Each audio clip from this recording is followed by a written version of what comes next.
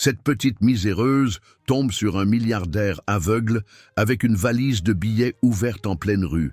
Mais elle était loin de se douter que cette journée allait changer sa vie. Dites-nous ce que vous pensez qu'il va se passer et abonnez-vous à ma chaîne pour soutenir mon travail. Le ciel s'est levé gris ce matin de juillet, avec des nuages lourds qui menaçaient de déverser leur eau sur la ville à tout moment. Le vent froid lacérait les rues désertes du centre-ville, emportant des feuilles mortes et des bouts de papier. Au milieu de ce paysage désolant, une petite silhouette avançait lentement, poussant un chariot de supermarché rouillé qui grinçait à chaque mouvement. Léa avait à peine 5 ans, mais ses yeux marrons portaient un poids qui n'appartenait pas à l'enfance. Ses pieds nus, couverts de blessures et de callosités, laissaient de petites marques de sang sur l'asphalte tandis qu'elle marchait. La robe, qui avait dû être rose un jour, avait maintenant une couleur indéfinie, tachée par la saleté des rues où elle dormait. Ses petites mains, rugueuses et meurtries, s'accrochaient fermement aux côtés du chariot pendant qu'elle fouillait les poubelles de l'avenue principale. À chaque couvercle qu'elle levait, son cœur battait un peu plus fort, espérant trouver quelque chose qui puisse apaiser la faim qui lui rongeait l'estomac depuis des jours. La nuit précédente avait été particulièrement difficile. Seule, sous le porche d'un magasin abandonné, Léa avait pleuré, jusqu'à ce que ses yeux soient gonflés et douloureux. Le froid lui pénétrait les os, et les bruits de la nuit l'effrayaient. Elle embrassait son propre corps, essayant de se protéger du monde qui semblait trop grand, trop cruel pour une enfant si petite. Ce matin-là, alors qu'elle poussait son chariot sur le trottoir défoncé, quelque chose attira son attention. Un homme était agenouillé sur le trottoir, les mains tremblantes tandis qu'il tâtonnait le sol autour de lui. À côté de lui, une valise ouverte révélait quelque chose que Léa n'avait jamais vu en une telle quantité. De l'argent, organisé en liasses, parfaitement empilées. L'homme portait un costume sombre qui, même froissé, dénonçait son origine aisée. Ses lunettes de soleil ne parvenaient pas à cacher complètement les cernes profonds qui marquaient son visage pâle. Une canne blanche était tombée à ses côtés et ses mains continuaient à tâtonner le sol de manière désespérée. Léa arrêta son chariot et observa la scène avec curiosité. Son premier instinct fut de courir jusqu'à lui et de prendre autant d'argent qu'elle pouvait en emporter. Cela pourrait signifier de la nourriture pendant des semaines, peut-être même un endroit chaud pour dormir. Mais quelque chose la retint. Quelque chose dans le désespoir de cet homme toucha une partie d'elle qui n'avait pas encore été endurcie par la vie dans la rue. À pas hésitant, elle s'approcha. Le son de ses pieds nus sur le béton fit tourner la tête de l'homme dans sa direction, même si ses yeux ne pouvaient pas la voir. « Qui est là ?» demanda-t-il, sa voix tremblant légèrement. Léa ne répondit, elle pas immédiatement. Elle s'approcha encore un peu, observant le visage de l'homme avec attention. Il y avait quelque chose en lui qui lui faisait penser à la tristesse. Une tristesse aussi profonde que celle qu'elle portait elle-même. « Vous avez une cicatrice en forme de goutte sur le bras ?» demanda-t-il soudainement, sa voix chargée d'espoir. Léa regarda ses propres bras couverts d'égratignures et de blessures récentes. « Non, j'ai juste des croûtes de blessures, » répondit-elle de sa voix enfantine. L'homme baissa la tête, un soupir lourd s'échappant de ses lèvres. « Je pensais que ça pouvait être ma fille. Désolé. » Le silence qui suivit ne fut brisé que par le bruit lointain de la circulation qui commençait à se former. Léa resta immobile, observant l'homme qui semblait de plus en plus perdu. Sa valise restait ouverte, l'argent exposé à quiconque. Passerait, mais elle ne parvenait pas à détourner les yeux de son visage. C'est alors qu'elle remarqua les larmes qui coulaient sous ses lunettes de soleil. L'homme pleurait silencieusement, ses épaules tremblant légèrement. Sans réfléchir, Léa fit un pas de plus et toucha sa main avec ses petits doigts sales. L'homme sursauta au contact, mais ne recula pas. Ses mains étaient chaudes, différentes des siennes, glacées par le matin froid. Pendant un moment, il restèrent ainsi, connectés par ce simple toucher qui semblait dire plus que des mots. « Comment tu t'appelles » demanda Léa, sa petite voix brisant le silence. « Théobald » répondit-il, un léger tremblement toujours présent dans sa voix. « Et toi, petite ?»« Léa » répondit-elle, serrant un peu plus sa main. « Léa » répéta Théobald comme pour tester le nom sur sa langue. « Tu peux m'aider à retrouver mon hôtel ? Je me suis perdu. » La fillette regarda autour d'elle, reconnaissant les rues qu'elle avait transformées en son foyer forcé. Elle connaissait chaque ruelle, chaque coin, chaque immeuble. C'était son terrain de jeu solitaire, son territoire de survie. « Je connais tous les endroits, dit-elle avec une simplicité que seuls les enfants possèdent. Je peux t'y emmener. » Théobald ferma sa valise avec précaution, se leva avec difficulté et prit sa canne. Léa serra fermement sa main libre, ressentant une étrange sensation de but. Pour la première fois depuis longtemps, quelqu'un avait besoin d'elle pour autre chose que Léa guida Théobald à travers les rues du centre-ville, avec une assurance surprenante pour quelqu'un d'aussi petit. Ses pieds nus trouvaient instinctivement les chemins les plus sûrs, évitant les trous et les inégalités qui pourraient faire trébucher l'homme. Le son de la canne, frappant rythmiquement contre le sol, résonnait contre les murs des bâtiments. En marchant, Théobald sentait le poids de la valise dans sa main. Tout cet argent qui avait autrefois tant compté semblait maintenant n'avoir aucun sens.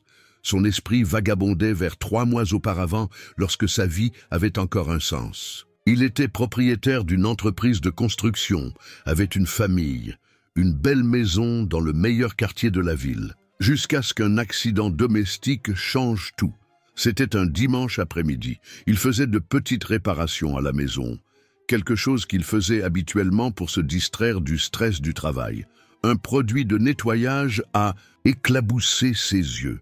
Au début, il pensa que ce n'était rien de grave, mais les heures se sont transformées en jours à l'hôpital, et les jours en semaines d'obscurité. Le diagnostic fut dévastateur, perte irréversible de la vue. L'adaptation fut impossible, il ne pouvait accepter sa nouvelle condition. Les médecins parlaient de réadaptation, d'apprendre une nouvelle façon de vivre, mais tout ce qu'il pouvait ressentir était de la colère. Colère contre le destin, colère contre lui-même, colère contre le monde qui était maintenant plongé dans les ténèbres éternelles. Sa femme essaya d'aider, mais il la repoussait avec des mots durs et des silences encore plus durs.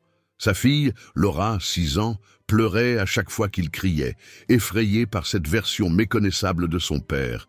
La goutte d'eau fut lorsqu'il renversa tous les cadres photos de l'étagère lors d'une crise de rage, brisant les souvenirs d'époques plus heureuses. L'hôtel, c'est le grand. La voix de Léa le ramena au présent. Elle pointait du doigt un immeuble imposant qui se dressait devant eux. « Je ne sais pas, » répondit-il avec amertume. « Je ne peux pas voir. » Léa serra sa main plus fort.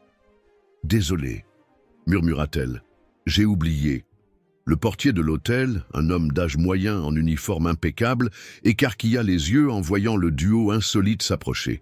Un enfant des rues, sale et pieds nus, guidant un homme bien habillé qui portait une valise chère. Sa première impulsion fut d'empêcher l'entrée de cette fillette, mais quelque chose dans la façon dont elle tenait la main de l'homme le fit hésiter. « Monsieur Théobald !» s'exclama le portier, reconnaissant le client. « Nous étions inquiets. Vous êtes parti il y a des heures, sans rien dire. » Théobald se contenta d'acquiescer, son visage un masque d'indifférence. Léa lâcha sa main, sentant que sa mission était accomplie. Elle était sur le point de se retourner et de retourner dans son monde de survie lorsqu'elle sentit quelque chose être placé dans ses mains. C'était une des liasses de billets de la valise. Théobald avait ouvert la fermeture éclair avec difficulté et retiré une somme considérable. « Prends, » dit-il, sa voix étranglée. « Tu m'as aidé plus que tu ne peux l'imaginer. » Léa regarda, l'argent dans ses petites mains sales, ses yeux écarquillés d'étonnement. Elle n'avait jamais tenu autant d'argent de sa vie. C'était plus qu'elle ne pourrait gagner en ramassant des canettes pendant des mois. Ses doigts tremblaient en touchant les billets propres et organisés. « Merci » murmura-t-elle, sa voix presque inaudible. Théobald essaya de sourire, mais le geste ressembla davantage à une grimace de douleur. « Non, c'est moi qui te remercie. » Le portier observait la scène avec un mélange de malaise et de fascination. Il vit la fillette, après un moment d'hésitation, se retourner et courir sur le trottoir, ses pieds nus frappant le béton à un rythme accéléré. Le son diminua jusqu'à disparaître complètement. Théobald entra dans l'hôtel en silence, refusant l'aide offerte par le portier. Il monta jusqu'à sa chambre au 12e étage, guidé uniquement par sa canne et par le souvenir des derniers jours. En fermant la porte, il s'effondra sur le lit king size, encore complètement habillé. La chambre d'hôtel était luxueuse, avec une vue panoramique sur la ville. Pas que cela fasse une différence pour lui maintenant. Il s'était enfui ici il y a une semaine, après avoir retiré tout l'argent qu'il pouvait de ses comptes personnels. Il n'a prévenu personne, n'a laissé aucun mot, il a simplement disparu. Sa famille doit être désespérée, à sa recherche. Sa femme, Marina, a probablement déjà signalé sa disparition à la police. Laura doit pleurer tous les soirs, demandant pour la 1000e fois quand son père va rentrer à la maison. Mais il ne pouvait pas revenir, pas de cette façon, n'étant aucune ombre de l'homme qu'il était autrefois. Les heures s'éternisèrent cet après-midi-là. Théobald resta allongé, perdu dans des pensées sombres. La liasse de billets qu'il avait donnée à la fillette ne lui manquait même pas. Il en avait encore beaucoup d'autres dans la valise, plus qu'il n'en aurait besoin pour ce qu'il prévoyait de faire. Ses doigts trouvèrent ses lunettes de soleil et les retirèrent lentement. Sous elles, ses yeux éternellement ouverts fixaient le vide. Les iris, autrefois d'un marron vibrant, avaient maintenant une couleur blanchâtre, résultat de l'accident. Il passa ses doigts sur son visage, sentant sa barbe de plusieurs jours, les sillons que l'amertume avait creusés dans sa peau.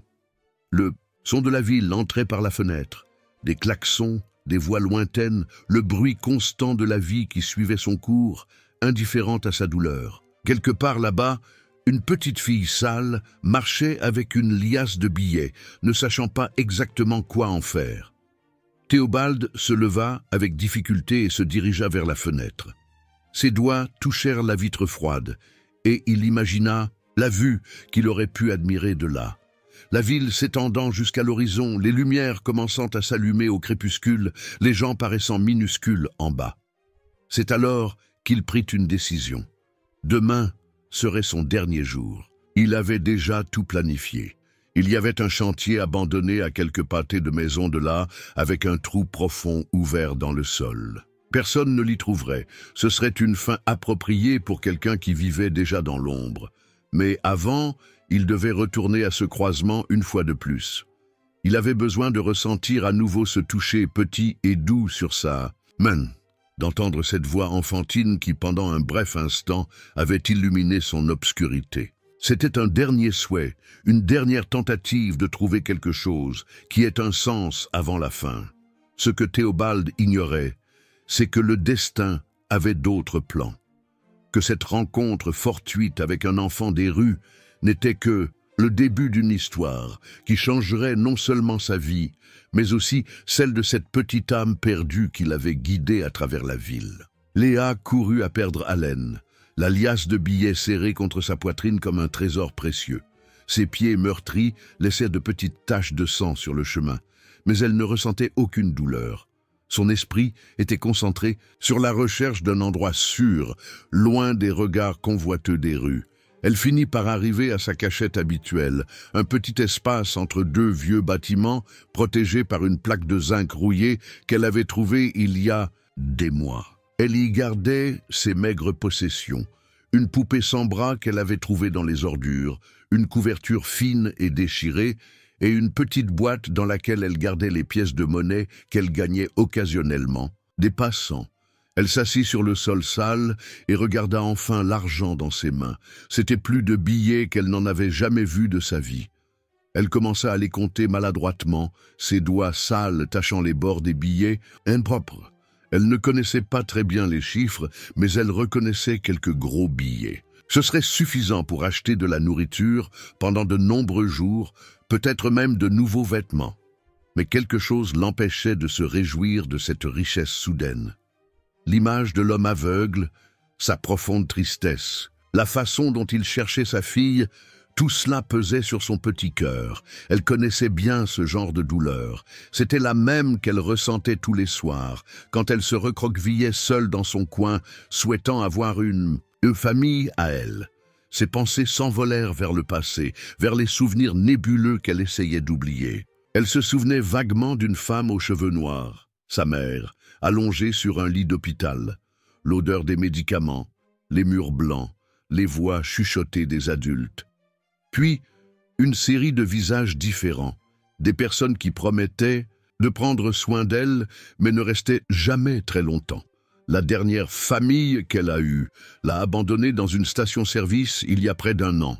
Ils ont dit qu'ils allaient faire le plein et ne sont jamais revenus. Elle a attendu pendant des heures, assise sur le trottoir, jusqu'à comprendre qu'elle était à nouveau seule. Depuis lors, les rues étaient devenues son foyer, et la survie, sa seule préoccupation. Le bruit de pas s'approchant la fit cacher rapidement l'argent sous sa couverture déchirée. C'était Jules, un garçon des rues plus âgé qui la protégeait parfois des dangers de la nuit. Il apparut à l'entrée de la ruelle, son visage maigre marqué par de vieilles cicatrices. « Alors, la gamine, tu as trouvé quelque chose aujourd'hui ?» demanda-t-il en s'asseyant à côté d'elle. Léa secoua la tête négativement, sentant son cœur s'emballer. Elle ne pouvait pas lui parler de l'argent, pas même à Jules. Dans les rues, elle avait appris que la confiance était un luxe qu'elle ne pouvait pas se permettre d'avoir. « Tu as faim ?» demanda-t-il, sortant un morceau de pain écrasé de sa poche et le lui offrant. Elle accepta le pain avec gratitude, le divisant en 2 et rendant la moitié à Jules. Ils mangèrent en silence, observant les ombres qui commençaient à s'allonger avec la fin de l'après-midi. « Tu ne devrais pas rester seul ici, » dit Jules après un certain temps. « Il y a de nouveaux types dans le coin, des gens louches. Viens avec nous sous le viaduc. » Léa serra ses genoux contre sa poitrine, pensive. Le viaduc était l'endroit où plusieurs sans-abri se réunissaient pour passer la nuit. C'était plus sûr que de rester seul, mais cela signifiait aussi plus de regards attentifs, plus de personnes qui pourraient découvrir son secret. « Je ne peux pas, » murmura-t-elle. « Je dois rester ici. » Jules haussa les épaules et se leva. « C'est toi qui vois la gamine, mais fais gaffe, attention !» Après son départ, Léa resta à regarder le ciel qui s'assombrissait rapidement. Ses pensées revinrent à Théobald. Il y avait quelque chose dans ses yeux aveugles qui la troublait, une tristesse si profonde qu'elle pouvait la ressentir même sans la comprendre complètement. La nuit tomba sur la ville comme un lourd manteau. Les bruits changèrent, devenant plus menaçants. Des sirènes lointaines, des cris occasionnels, le bruit de bouteilles qui se brisent. Léa se recroquevilla dans son coin, se couvrant de sa fine couverture. L'argent était en sécurité sous elle, mais d'une certaine manière, il n'apportait pas le réconfort qu'il aurait dû.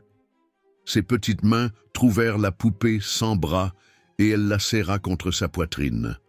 C'était sa seule compagne pendant les nuits solitaires, la seule qui écoutait ses peurs et ses rêves murmurés. « Est-ce qu'il a peur du noir aussi ?» demanda-t-elle doucement à la poupée en pensant à Théobald. Le sommeil tarda à venir, et quand il vint enfin, il apporta des rêves agités. Elle rêva de sa mère à l'hôpital, mais cette fois, elle se transformait en Théobald, à la recherche d'une petite fille avec une cicatrice en forme de goutte. Elle se réveilla plusieurs fois pendant la nuit, effrayée par des bruits soudains ou par le froid qui lui pénétrait les os. Le lendemain matin, Léa se réveilla avec le premier rayon de soleil. Son corps était douloureux à cause du sommeil, irrégulier sur le sol dur, et son estomac gargouillait de faim. Elle prit l'argent caché et le regarda à nouveau, essayant de décider quoi faire. Elle pourrait acheter de la nourriture, de nouveaux vêtements, peut-être même louer une chambre dans une pension bon marché. Mais quelque chose l'en empêchait. L'argent semblait brûler dans ses mains, comme s'il portait avec lui la tristesse de Théobald. C'est alors qu'elle prit une décision. Elle rangea l'argent dans sa boîte de pièces de monnaie et sortit de sa cachette. Elle devait retrouver Théobald. Elle ne savait pas exactement pourquoi, mais elle sentait qu'il avait besoin d'elle autant qu'elle avait besoin de lui. Elle marcha jusqu'au croisement où elle l'avait rencontré la veille. L'activité de la ville commençait à augmenter. Des gens pressés passaient à côté d'elle sans un regard. Elle s'assit sur le trottoir, serrant ses genoux contre elle, et attendit. Les heures passèrent lentement. Le soleil monta dans le ciel, apportant avec lui une chaleur étouffante. Léa resta là, ignorant la faim et la fatigue. De temps, elle fermait les yeux et essayait d'imaginer ce que ce serait de ne rien pouvoir voir, d'être éternellement plongée dans l'obscurité comme Théobald. C'est alors qu'elle le vit. Il marchait lentement, sa canne blanche tâtonnant le chemin devant lui. Il semblait encore plus pâle que la veille, si c'était possible. Léa remarqua qu'il se dirigeait au-delà du croisement, vers une zone où il y avait un grand chantier abandonné. Son petit cœur s'accéléra en réalisant que quelque chose n'allait pas. Très mal. La façon dont Théobald marchait, ses épaules tombantes, l'expression de détermination triste sur son visage. C'était comme s'il disait adieu au monde. Léa se leva rapidement, son corps tremblant d'une urgence qu'elle ne comprenait pas totalement. Elle devait le rattraper. Elle devait l'empêcher de faire quelque chose de terrible. Mais avant qu'elle ne puisse faire un pas dans sa direction, elle vit quelque chose qui la fit se figer sur place. De grosses larmes coulaient sous les lunettes de soleil de Théobald, brillant sous la lumière du soleil du matin. C'étaient des larmes de quelqu'un qui avait déjà pris une décision définitive, des larmes de quelqu'un qui ne voyait plus d'espoir dans l'avenir. Léa sentit un serrement au cœur en voyant Théobald s'approcher du chantier abandonné. Ses petits pieds meurtris commencèrent à bouger avant même qu'elle ne puisse penser, le suivant silencieusement. Le soleil du matin projetait des ombres allongées des bâtiments inachevés, créant un paysage encore plus désolant. Le chantier était un squelette de béton et de fer, abandonné depuis si longtemps que la nature commençait à le reprendre. Des mauvaises herbes poussaient entre les fissures du béton, et des pigeons avaient fait des nids aux étages supérieurs. Mais ce qui attirait le plus l'attention, c'était l'énorme trou au centre du terrain, un trou noir qui semblait avaler toute la lumière autour de lui. Théobald marchait à pas délibérément lents, comme s'il mémorisait chaque moment. Sa canne heurtait des pierres et des débris, mais il ne semblait pas se soucier des obstacles. La valise était toujours dans sa main, lourde de l'argent, qui semblait maintenant n'avoir plus aucun sens.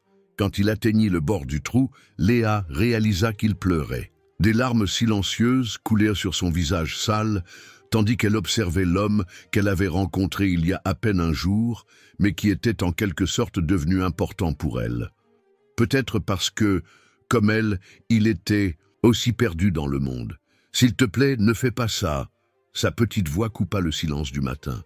Théobald sursauta, tournant la tête dans la direction du son. « Léa ?» demanda-t-il, sa voix tremblant légèrement. « Qu'est-ce que tu fais ici ?»« J'étais inquiète, » répondit-elle, s'approchant prudemment. « Tu semblais si triste. » Un sourire amer se forma sur les lèvres de Théobald.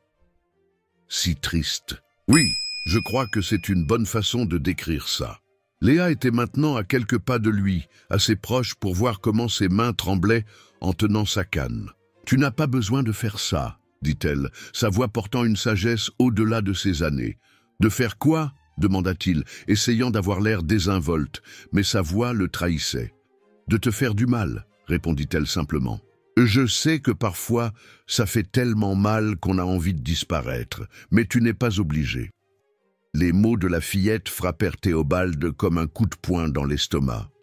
Comment une enfant de 5 ans pouvait-elle si bien comprendre ce qu'il ressentait? Comment pouvait-elle voir à travers son obscurité avec autant de clarté? « Tu ne comprends pas, » dit-il, sa voix se brisant. « Je ne sers plus à rien.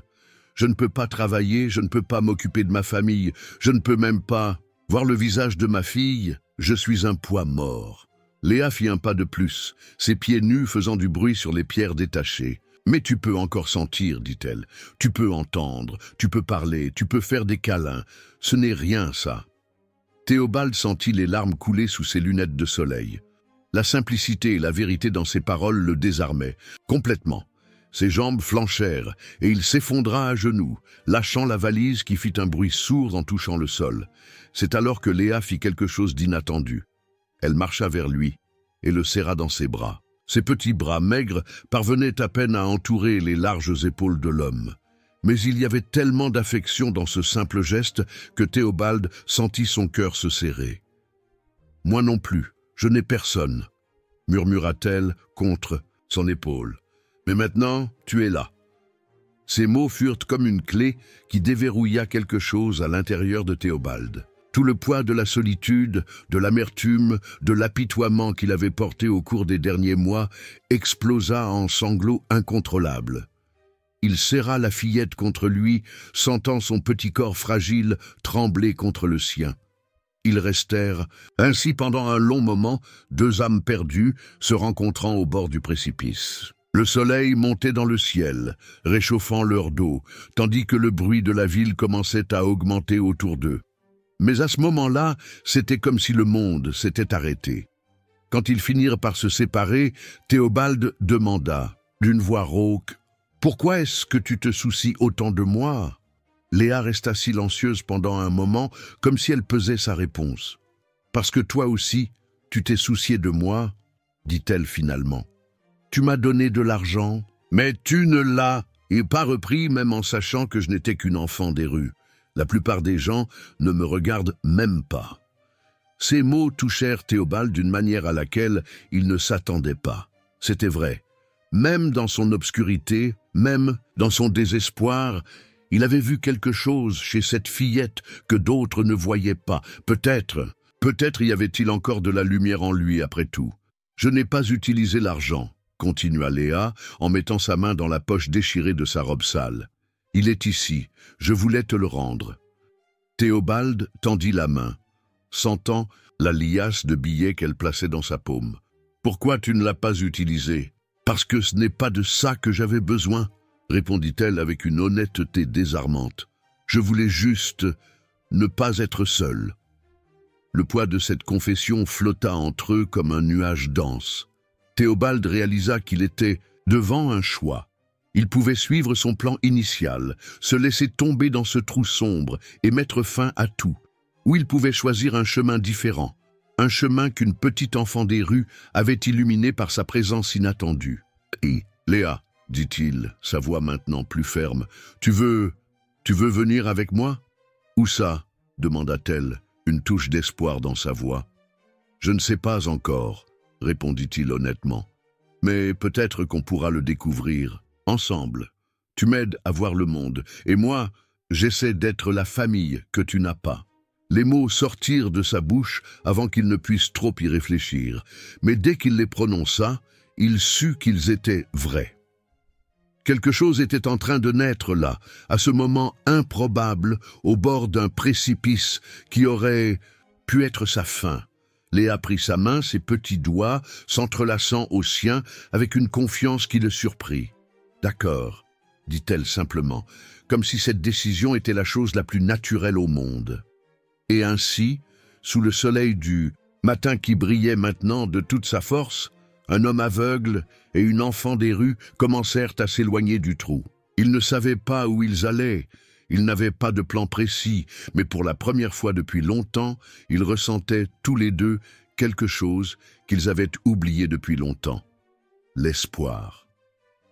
La valise resta derrière, eux, oubliés parmi les débris du chantier abandonné. L'argent qu'elle contenait n'avait plus d'importance. Le véritable trésor était dans les pas hésitants qu'ils faisaient ensemble, dans la chaleur de leurs mains entrelacées, dans la promesse silencieuse de ne plus jamais se laisser seuls. Les premières heures après avoir quitté le chantier abandonné furent les plus difficiles. Théobald et Léa marchèrent sans but dans les rues de la ville, lui guidés par sa canne et la petite main de la fillette, elle portant toute sa vie dans un sac en plastique décoloré, la poupée sans bras, la couverture déchirée et la boîte avec quelques pièces de monnaie. La chaleur du milieu de la journée était implacable, et bientôt la sueur coulait sur le visage des deux. Léa commença à boiter légèrement, ses pieds meurtris protestant contre l'asphalte chaud. Théobald remarqua le changement dans son pas et s'arrêta. « Tu as mal, dit-il, pas comme une question, mais comme une constatation. »« Juste un peu, » répondit Léa, essayant d'avoir l'air courageuse. « Je suis habituée. » Ces mots frappèrent Théobald comme un coup de poing dans l'estomac. Un enfant ne devrait pas être habitué à la douleur. Il tâtonna les poches de son veston froissé et trouva ce qui restait de l'argent que Léa avait tenté de lui rendre. « Nous devons t'acheter des chaussures, déclara-t-il, et de la nourriture. À quand remonte la dernière fois que tu as mangé quelque chose de correct ?» Léa resta silencieuse pendant un moment, comme si elle essayait de s'en souvenir. « Jules m'a donné un morceau de pain hier, dit-elle finalement. Mais avant ça, je ne me souviens pas très bien. » Le cœur de Théobald se serra encore plus. Dans sa vie d'avant, il n'avait jamais vraiment pensé aux enfants qu'il voyait dans la rue. C'étaient comme des ombres passantes à la périphérie de sa conscience, quelque chose qu'il préférait ne pas voir. Maintenant, ironiquement, alors qu'il ne pouvait plus voir, il commençait enfin à voir vraiment. « Il y a un magasin de chaussures, près d'ici, » dit Léa, tirant doucement sur sa main. « Je m'arrête toujours devant la vitrine pour regarder, mais il ne me laisse jamais entrer. » Le magasin était petit, un de ces magasins de quartier qui vendent des produits plus simples. Quand ils entrèrent, la clochette de la porte annonça leur arrivée et Théobald put sentir l'air conditionné sur son visage. Il sentit également le moment exact où l'atmosphère changea, le silence soudain, la tension dans l'air. « Puis-je vous aider ?» demanda une voix féminine, le ton poli dissimulant mal la méfiance. « Oui, » répondit Théobald, gardant la tête haute. « J'ai besoin de chaussures pour elle. » Il hésita un instant. Qu'étaient-ils l'un pour l'autre maintenant? Il n'y avait pas de mots pour définir ce lien étrange et soudain qui s'était formé entre eux. La vendeuse, Théobald pouvait entendre le bruit de ses talons s'approchant, semblait incertaine. « Monsieur, nous avons une politique. »« Argent, » interrompit Théobald, sortant quelques billets de sa poche. « J'ai de l'argent pour payer, et nous aurons aussi besoin de chaussettes. Et si vous avez des sandales en plus, ce serait bien d'avoir une option pour les jours chauds. » Quelque chose dans le ton de sa voix, ou peut-être la quantité d'argent qu'il montra, fit changer d'attitude à la vendeuse. « Bien sûr, je vais vous chercher quelques options. Quelle est sa pointure ?»« Je ne sais pas, » admit Théobald. « Je n'ai jamais porté de vraies chaussures, » dit Léa doucement, serrant plus fort sa main. La vendeuse fit un bruit doux, quelque chose entre la surprise et la pitié. « Je vais mesurer son pied d'abord, alors. » Les minutes qui suivirent furent une expérience surréaliste.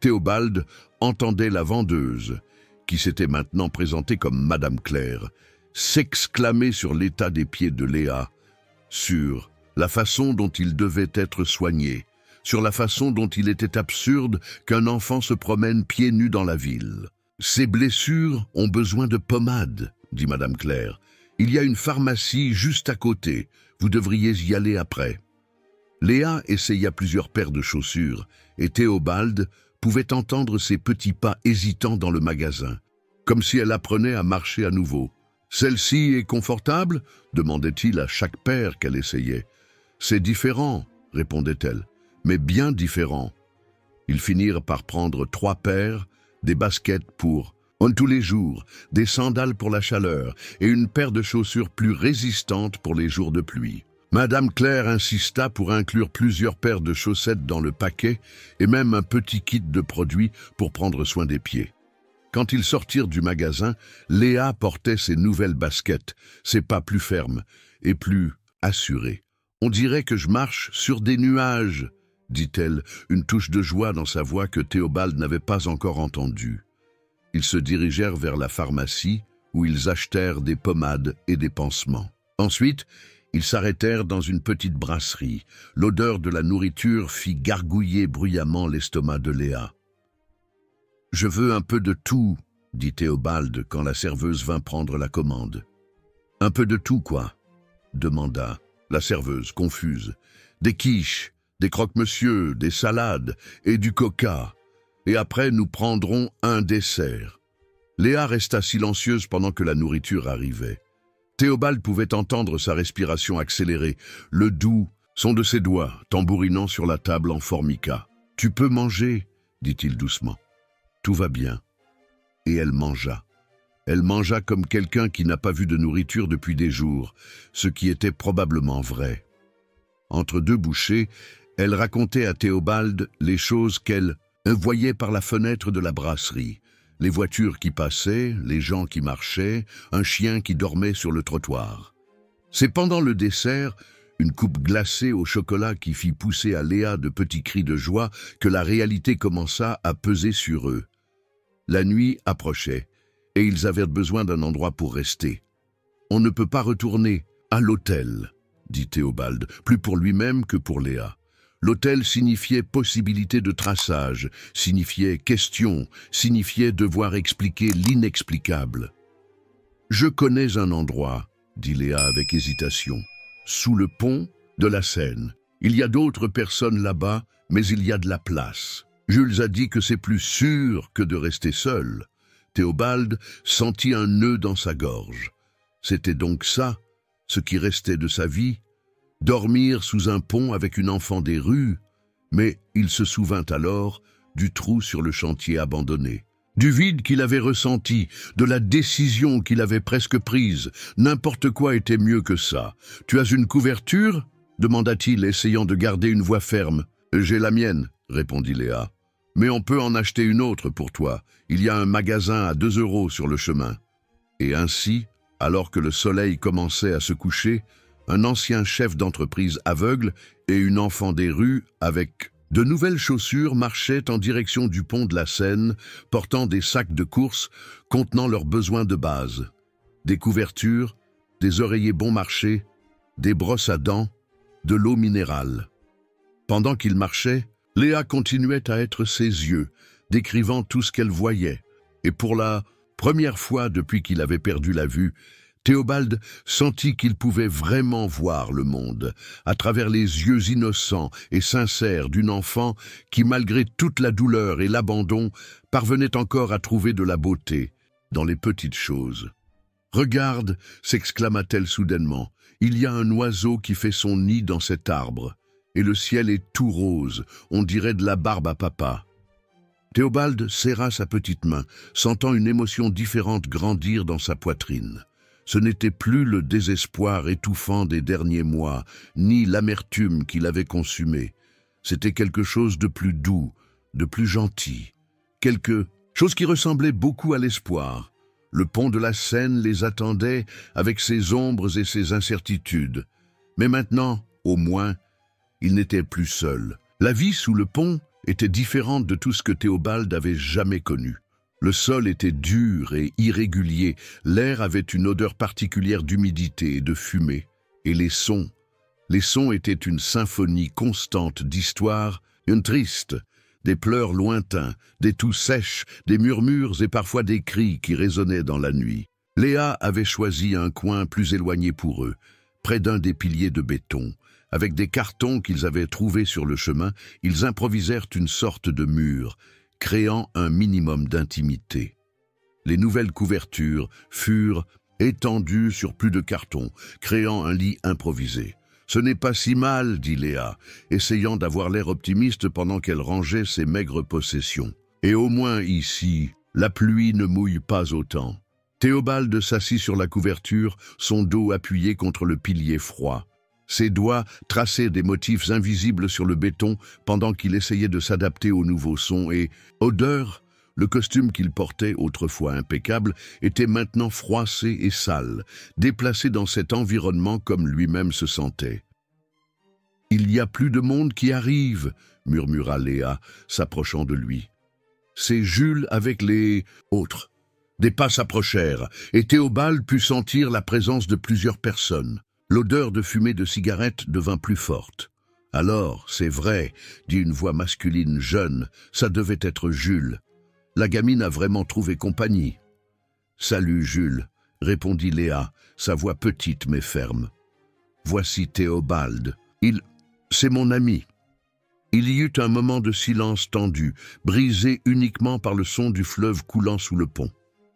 Il est aveugle, continua Jules, pas comme une question, mais comme une constatation. Et il paraît qu'il a de l'argent, ou du moins, il en avait. Les chaussures de la gamine sont neuves. Théobald sentit Léa se rapprocher de lui, comme si elle voulait le protéger. L'ironie de la situation ne lui échappa pas. Une enfant de 5 ans essayant de défendre un homme adulte. « On ne veut pas de problème », dit Théobald, gardant une voix calme. « On a juste besoin d'un endroit pour rester. »« Tout le monde a besoin d'un endroit pour rester, » répondit Jules. « Mais tout le monde n'y arrive pas. Pourquoi vous y arriveriez, vous ?» Ce fut Léa qui répondit, sa voix tremblant légèrement. « Parce qu'il allait se faire du mal, Jules. Comme Pierre a fait l'année dernière, tu te souviens ? Je ne l'ai pas laissé faire. Maintenant, on prend soin l'un de l'autre. » Le silence qui suivit fut pesant. Théobald pouvait entendre des respirations différentes, des murmures, le bruit de pieds se déplaçant sur le béton. Finalement, Jules parla à nouveau, sa voix plus douce. « Pierre était un bon gamin. Il n'a pas réussi à supporter la rue. » Une pause. « D'accord, la gamine, vous pouvez rester, mais s'il essaie de faire une crasse, il ne le fera pas. » Interrompit Léa avec conviction. « Il est bon, il est juste perdu comme je l'étais. » Les pas s'éloignèrent et Théobald relâcha sa respiration qu'il n'avait même pas réalisé qu'il retenait.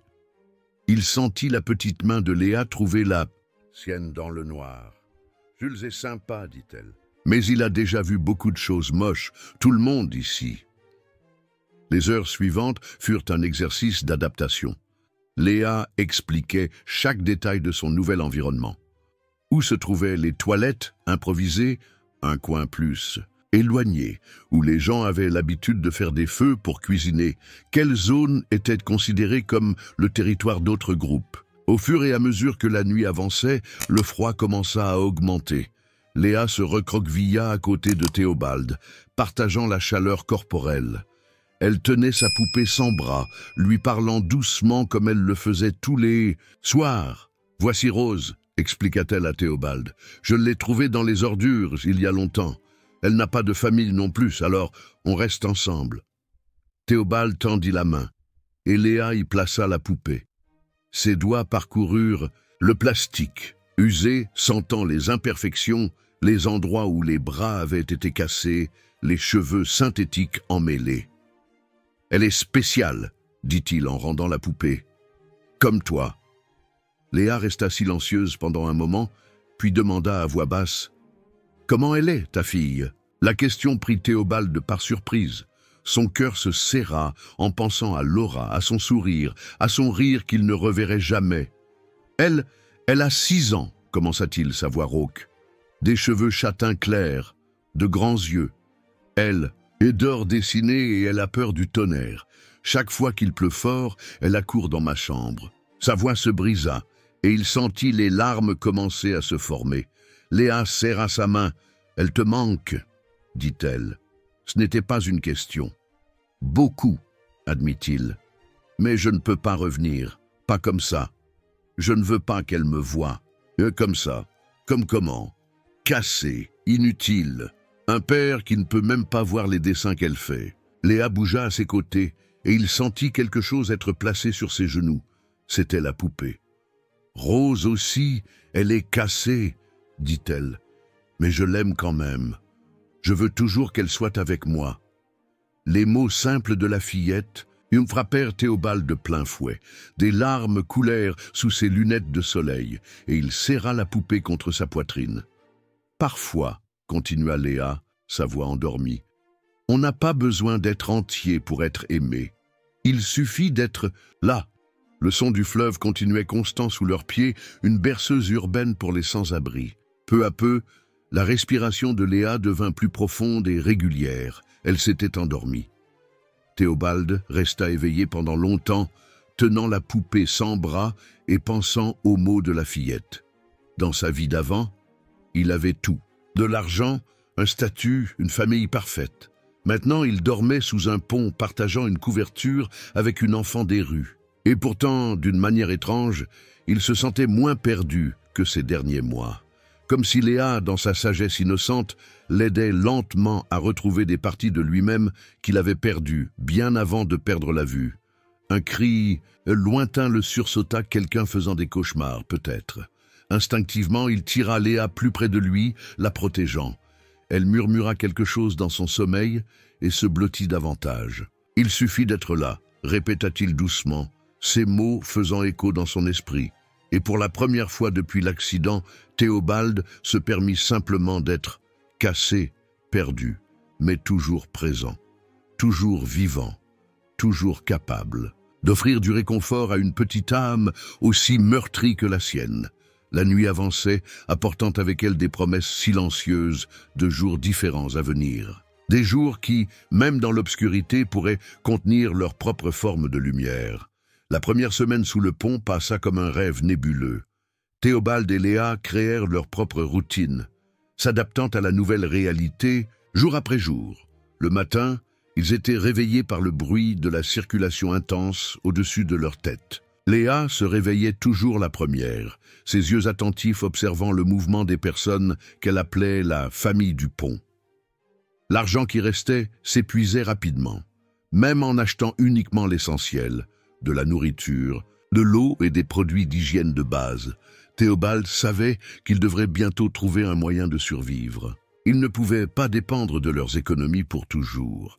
Un matin particulièrement froid, alors qu'ils partageaient un pain avec du café dans une bouteille isotherme qu'ils avaient achetée, Léa fit une suggestion qui allait tout changer. « On pourrait vendre des fleurs », dit-elle, soufflant sur son café chaud. « Avant de te connaître, je voyais une dame qui vendait des fleurs à un carrefour. Elle avait toujours l'air heureuse, et les gens étaient plus gentils avec elle. » Théobald réfléchit à l'idée. Vendre des fleurs. C'était quelque chose de digne, quelque chose qu'ils pourraient faire ensemble. Ils ne pouvaient pas voir les fleurs, mais ils pouvaient sentir leur parfum, leur texture, et Léa serait ses yeux comme elle l'était déjà dans tout le reste. « Où est-ce qu'on trouverait les fleurs ?» demanda-t-il. « Il y a un marché aux fleurs », répondit Léa avec animation. « C'est près d'ici. Les gens y vont très tôt pour acheter. On pourrait y aller, voir combien ça coûte. » Jules, qui était dans les parages et avait entendu la conversation, s'approcha. Ces derniers jours, il était devenu une sorte de protecteur informel du duo inhabituel. « Le marché ouvre à 4 heures du matin, » informa-t-il. « Si vous y allez, j'irai avec vous. Cet endroit peut être dangereux pour ceux qui ne connaissent pas. » Et ainsi, le lendemain matin, bien avant le lever du soleil, les trois firent leur première expédition au marché aux fleurs. L'endroit était un labyrinthe de couleurs et d'arômes, avec des commerçants criant les prix et des acheteurs négociant à voix haute. Léa décrivait tout à Théobald, avec sa façon particulière. Il y a des roses rouges qui ressemblent à du velours, des marguerites qui ressemblent à des petites étoiles blanches. Et regarde, ces fleurs violettes ressemblent à de petits papillons. Avec l'aide de Jules, qui connaissait quelques vendeurs, ils obtinrent un bon prix sur un lot de fleurs variées. Théobald insista pour acheter un petit seau pour les garder fraîches et des rubans colorés pour faire des arrangements. De retour au pont, Léa montra un talent surprenant pour arranger les fleurs. Ses petites mains travaillaient avec délicatesse, combinant les couleurs et les formes qu'elle décrivait en détail à Théobald. Cette rose s'accorde avec cet œillet parce qu'ils sont de la même couleur que le coucher du soleil, expliquait-elle. Et ces marguerites ressemblent à de petits sourires au milieu du bouquet. Pendant des jours, ils s'installèrent à un carrefour fréquenté. Léa tenait les arrangements et Théobald restait à ses côtés, sa présence adulte offrant un sentiment de sécurité qu'elle n'avait jamais eu auparavant lorsqu'elle vivait seule dans la rue. Les gens commencèrent à remarquer le duo inhabituel, un homme aveugle et une petite fille vendant des fleurs. Il y avait quelque chose dans cette image qui touchait le cœur des passants. Certains s'arrêtaient pour discuter, d'autres achetaient des fleurs même sans en avoir besoin, juste pour aider. Mais tout n'était pas rose. Un après-midi particulièrement chaud, alors qu'ils vendaient les derniers arrangements de la journée, une voix familière glaça le sang de Théobald. « Monsieur, Théobald, mon Dieu, c'est vraiment vous? C'était Claire, son ancienne secrétaire. Il reconnaîtrait cette voix n'importe où. Elle avait travaillé avec lui pendant plus de 10 ans. Claire, répondit-il, sentant son cœur s'accélérer. Je vous en prie, tout le monde est fou à vous chercher, s'exclama-t-elle, sa voix mêlant soulagement et incrédulité. Votre femme, votre fille, la police, qu'est-ce qui s'est passé? Pourquoi êtes-vous ici? Et qui est cette petite fille? Léa se rapprocha de Théobald, serrant fort sa main. Elle pouvait sentir la peur émaner de lui, la tension dans ses épaules. « Claire, dit-il, gardant sa voix basse, je vous demande de ne dire à personne que vous m'avez vu. Je vous en prie, je ne suis pas prêt. Je ne peux pas. Mais votre famille souffre, insista Claire. Laura pleure tous les jours en vous appelant. Marina est au bord de la crise de nerfs. Comment pouvez-vous leur faire ça? Chaque mot était comme un couteau dans le cœur de Théobald. Léa, réalisant son angoisse, fit un pas en avant. « Il n'est pas prêt, dit-elle, sa voix petite mais ferme. S'il vous plaît, ne le blessez pas plus. » Claire regarda la fillette avec étonnement, remarquant pour la première fois ses pieds dans des baskets neuves, mais déjà usées, sa robe propre mais clairement d'occasion, ses yeux qui portaient une sagesse au-delà de son âge. « Vous vivez dans la rue ?» demanda-t-elle à Théobald, sa voix maintenant plus douce. « Avec cet enfant ?»« Nous prenons soin l'un de l'autre, » répondit-il simplement. Claire resta silencieuse pendant un long moment. Quand elle parla à nouveau, sa voix était étranglée. « Je vais acheter toutes les fleurs qui restent, » dit-elle, « et je ne dirai à personne que je vous ai vu. Mais, Théobald, réfléchissez à ce que vous faites, pensez à Laura. » Après son départ, emportant avec elle les derniers arrangements de la journée, Théobald et Léa restèrent immobiles au carrefour. Le soleil commençait à se coucher, peignant le ciel de couleurs que seule Léa pouvait voir. « Ta fille pleure pour toi, » dit-elle doucement, « comme je pleurais pour ma mère. » Les mots frappèrent Théobald comme un coup de poing dans l'estomac. Des larmes commencèrent à couler sous ses lunettes de soleil. « Je ne peux pas revenir, » murmura-t-il. « Je ne sais pas comment être un père comme ça. Je ne sais pas comment être un mari comme ça. Je ne sais pas comment être quoi que ce soit comme ça. » Léa lâcha sa main et pendant un moment, Théobald se sentit complètement perdu. Puis, il sentit ses petits bras enrouler sa taille dans une étreinte serrée. « Tu sais être mon ami, » dit-elle. « Tu sais me protéger, me faire rire, m'apprendre des choses. Ce n'est pas être rien, ça. C'est être tout. » Le bruit de la circulation continuait autour d'eux, les klaxons et les moteurs formant la bande sonore de la ville. Mais à ce moment-là, pour Théobald, le seul son qui importait était la voix de cette petite fille qui, dans sa sagesse innocente, parvenait à voir à travers son obscurité avec une clarté qu'il ne possédait pas lui-même. « Et si je n'y arrive pas ?» demanda-t-il, sa voix brisée. « Et si je ne fais que leur faire plus de mal, comme j'ai fait avant de m'enfuir ?»« Alors on essaie encore, » répondit Léa simplement. « Comme quand je rate un arrangement de fleurs. Je défais tout et je recommence, jusqu'à ce que ce soit beau. » Ces mots firent écho dans l'esprit de Théobald pendant qu'il retournait vers le pont, portant le seau vide et l'argent des ventes de la journée. Recommencer à zéro. Serait-il possible de refaire une vie qui avait été complètement brisée? Et plus important encore, serait-il juste d'entraîner Léa dans cette tentative? Cette nuit-là, pendant que la fillette dormait recroquevillée à ses côtés, serrant sa poupée sans bras, Théobald resta éveillé pendant des heures, pensant aux paroles de Claire, aux pleurs de Laura, à la douleur de Marina, et surtout, pensant à la petite guerrière que le destin avait placée sur son chemin, une enfant qui, même ayant tout perdu, parvenait encore à voir la beauté dans les petits moments, parvenait encore à créer de l'art avec des fleurs et de l'espoir. Avec des mots simples, les jours qui suivirent, la rencontre avec Claire furent marqués par une tension silencieuse. Théobald était plus silencieux, perdu dans des pensées qu'il ne partageait pas.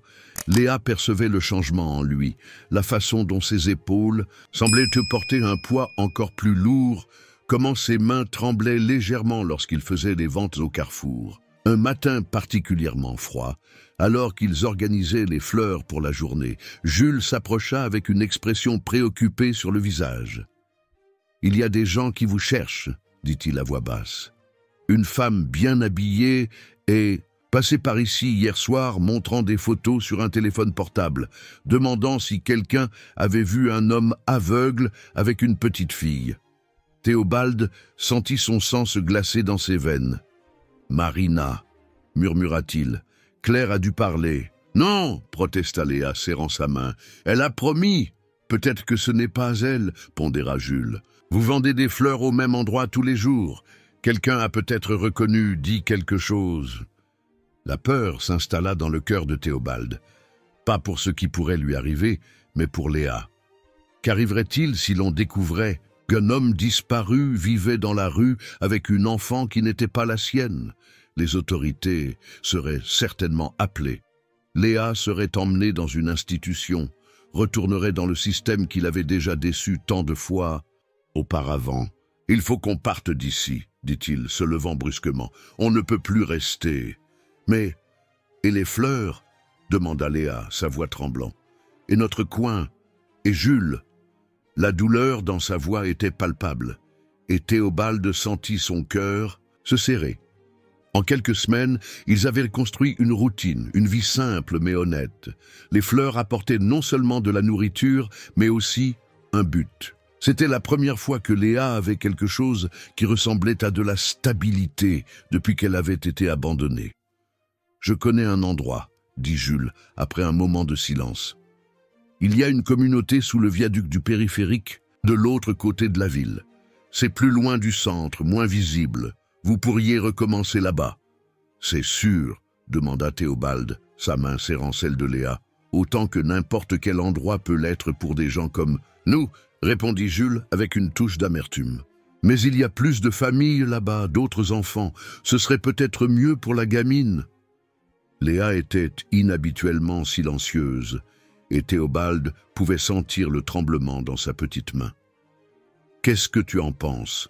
demanda-t-il, doucement. « Je ne veux pas y aller, » répondit-elle d'une voix étranglée, « mais je ne veux pas non plus qu'on me sépare de toi. » La simplicité de sa réponse frappa Théobald de plein fouet. En si peu de temps, ils étaient devenus tout l'un pour l'autre, une famille improvisée, construite sur des pertes et des douleurs partagées. Cette nuit-là, pendant qu'ils rangeaient leurs maigres possessions, la pluie commença à tomber. Le son des gouttes frappant la structure du pont créait une mélodie mélancolique, comme si le ciel lui-même pleurait un nouvel adieu dans la vie de Léa. « Je peux emporter juste une chose de plus ?» demanda-t-elle timidement. « Bien sûr, » répondit Théobald. « Qu'est-ce que c'est ?» Elle plaça quelque chose dans ses mains. C'était une fleur. Au toucher, il reconnut une rose, ses pétales encore douces, malgré la longue journée d'exposition. « C'est la première fleur qu'on a vendue ensemble, » expliqua-t-elle. « Je l'ai fait sécher dans un journal, comme la dame des fleurs m'a appris. Comme ça, elle dure pour toujours. » Théobald serra la fleur avec soin, sentant sa fragilité. Comment quelque chose d'aussi délicat pouvait-il survivre au temps, préservant sa forme même après séchage? Peut-être était-ce ainsi avec les liens que nous créons, pensa-t-il. Même dans les circonstances les plus adverses, certains types d'amour parviennent à se préserver. Jules insista pour les accompagner jusqu'au nouvel endroit. Le voyage fut long, traversant la ville au milieu de la nuit. Léa décrivait le chemin en chuchotant, comme elle le faisait toujours, mais sa voix était chargée de tristesse. « Il y a une très grosse lune dans le ciel, » disait-elle. « On dirait qu'elle est triste aussi, toute couverte de nuages sombres. » Quand ils arrivèrent finalement au viaduc du périphérique, le jour était presque levé. L'endroit était différent du pont, plus vaste, plus silencieux, avec une forte odeur d'herbe et de terre mouillée. Le son occasionnel d'un train passant au-dessus faisait trembler légèrement le sol. « Il y a plusieurs familles ici, » expliqua Jules en les guidant. « La plupart travaillent dans le recyclage. Ce sont de bonnes personnes, il faut juste apprendre à les connaître. » Ils trouvèrent un espace près d'une des colonnes de soutien. Il était plus protégé du vent que leur ancien endroit et le sol semblait plus sec. Jules aida à installer leur nouveau coin, utilisant des cartons et des bâches qu'il avait trouvés sur le chemin. « J'essaierai de venir vous rendre visite, quand je pourrai, dit-il, sa voix révélant une émotion qu'il essayait de cacher. « Prends soin de la gamine, Théobald, et toi, Léa, prends soin de lui aussi. » Après le départ de Jules, le silence pesa entre eux. Léa se blottit contre Théobald, serrant sa poupée sans bras avec force. Il pouvait sentir qu'elle pleurait silencieusement. « Tu sais ce qui me manque le plus du pont ?» demanda-t-elle après un long moment. Le bruit du fleuve, c'était comme une berceuse. « Ici, on a le son des trains, » répondit Théobald, essayant de trouver quelque chose de positif. « C'est comme s'il nous racontait des histoires de lieux lointains. » « Quel genre d'histoire ? » « Eh bien, ce train qui passe en ce moment, il doit revenir de la côte. Il a peut-être vu la mer plus tôt dans la journée, avec le soleil se levant sur l'eau, transformant tout en or liquide. »« Je n'ai jamais vu la mer, » dit Léa rêveusement. « Comment c'est ?» Théobald prit une profonde inspiration, cherchant dans ses souvenirs d'avant l'accident. « C'est comme une étreinte géante d'eau bleue. Les vagues font un bruit qui ressemble à un soupir profond et le sable est doux sous les pieds. Quand le vent souffle, il apporte une odeur de sel et de liberté. « Un jour, on ira voir la mer ?» demanda-t-elle, sa voix pleine d'espoir. La question frappa Théobald comme un coup de poing dans l'estomac. Comment pouvait-il promettre une chose pareille? Ils avaient à peine de quoi survivre, vivant de fleurs et de la gentillesse occasionnelle des autres. « Un jour, répondit-il, même en sachant que c'était une promesse qu'il ne pourrait peut-être pas tenir. Les premiers jours dans le nouvel endroit furent difficiles. Les autres familles les observaient avec méfiance, principalement à cause de Théobald, un homme clairement éduqué, avec des manières différentes des leurs. Mais Léa, avec sa capacité naturelle à toucher les cœurs, brisa peu à peu les barrières. Elle jouait avec les autres enfants, partageait les histoires que Théobald lui racontait, et bientôt ses rires se mêlaient aux autres qui résonnaient sous le viaduc. Les mères commencèrent à la regarder avec des yeux plus doux, offrant parfois une assiette de nourriture ou un vêtement usagé qui ne servait plus à leurs propres enfants. Ils continuèrent à vendre des fleurs, mais maintenant à un carrefour différent, plus éloigné du centre. Les gains étaient moindres, mais au moins ils se sentaient plus en sécurité. Théobald apprit à Léa à compter correctement l'argent, et elle se montra une élève assidue, désireuse d'apprendre. Un soir particulièrement froid, alors qu'ils partageaient une fine couverture, Léa demanda quelque chose qu'elle gardait depuis des jours, « Théo ». Elle l'appelait désormais ainsi, un surnom qui sonnait comme de l'affection dans sa voix enfantine. « Tu crois que ta fille se souvient encore de toi ?» La question le prit au dépourvu. « Pourquoi tu penses à ça ?»« Parce que parfois, hésita-t-elle, parfois j'essaie de me souvenir du visage de ma mère, mais je n'y arrive plus. C'est comme si elle disparaissait de ma mémoire, comme un dessin sur le sable quand la pluie arrive. » Théobald sentit les larmes se former. Il tira Léa plus près de lui, l'enveloppant dans une étreinte protectrice. « Laura ne m'oubliera jamais, » dit-il, sa voix étranglée, « parce que je suis le monstre qui l'a abandonné. »« Tu n'es pas un monstre, » protesta Léa avec véhémence. « Les monstres ne racontent pas de belles histoires, ne font pas sourire les gens avec des fleurs, ne serrent pas notre main quand on a peur. Mais j'ai abandonné ma propre fille. Comme ma mère m'a abandonné, demanda-t-elle doucement. La question flotta dans l'air comme un nuage lourd. Théobald sentit comme si son cœur était en train d'être écrasé. « Non, répondit-il finalement. Ta mère, quelque chose, a dû arriver. Personne n'abandonne un trésor comme toi sans une raison très forte. Alors peut-être, dit-elle, sa voix endormie, toi aussi tu as une raison forte, mais les raisons peuvent changer, non? Comme les saisons que tu m'as apprises. Après l'hiver, il y a toujours le printemps. » Théobald resta éveillé longtemps, après que Léa se soit endormie, pensant à ces mots. Printemps après l'hiver, serait-ce possible? Ses doigts trouvèrent la rose séchée que Léa avait gardée, maintenant soigneusement enveloppée dans un morceau de papier et rangée dans la poche de son veston élimé. Une fleur qui a survécu au temps, préservant sa beauté même après sa mort. Peut-être y avait-il une leçon là-dedans, pensa-t-il. Peut-être que tout ce qui semble perdu n'est pas vraiment terminé. La vie sous le viaduc du périphérique avait trouvé son propre rythme. Les matins commençaient tôt, avec le bruit des premiers trains et le mouvement des familles qui partaient travailler dans le recyclage. Léa était devenue une figure aimée dans la communauté, surtout parmi les autres enfants qui la suivaient, fascinés pendant qu'elle racontait les histoires qu'elle apprenait avec Théobald. Un matin particulièrement froid d'août, quelque chose de différent se produisit. Léa aidait Théobald à organiser les fleurs pour la journée lorsqu'elle entendit une agitation. Une femme criait, désespérée, appelant à l'aide. « Qu'est-ce qui se passe ?» demanda Théobald, sentant l'agitation autour de lui. « C'est Madame Martine, » répondit Léa, son corps tendu. « Son bébé est malade, très malade. » Le bébé de Martine, un garçon de seulement 8 mois, avait une forte fièvre depuis 2 jours. La mère, une jeune femme qui vivait seule après avoir été abandonnée par son mari, n'avait pas d'argent pour les médicaments. « Emmène-le à l'hôpital !» cria quelqu'un. « J'ai déjà essayé !» répondit Martine entre 2 sanglots. « Ils nous font attendre des heures et des heures. La dernière fois, ils ne se sont même pas occupés de nous correctement. » Théobald serra la main de Léa. « Combien est-ce qu'on a mis de côté ?» demanda-t-il à voix basse. Léa courut jusqu'à la cachette où il gardait l'argent des fleurs, une petite boîte enfouie près de la colonne du viaduc. C'était l'économie qu'il faisait pour les mauvais jours, pour quand il ne parviendrait pas à vendre suffisamment. « Il y a 217 €, dit-elle, après avoir compté soigneusement comme Théobald lui avait appris. Théobald n'hésita pas.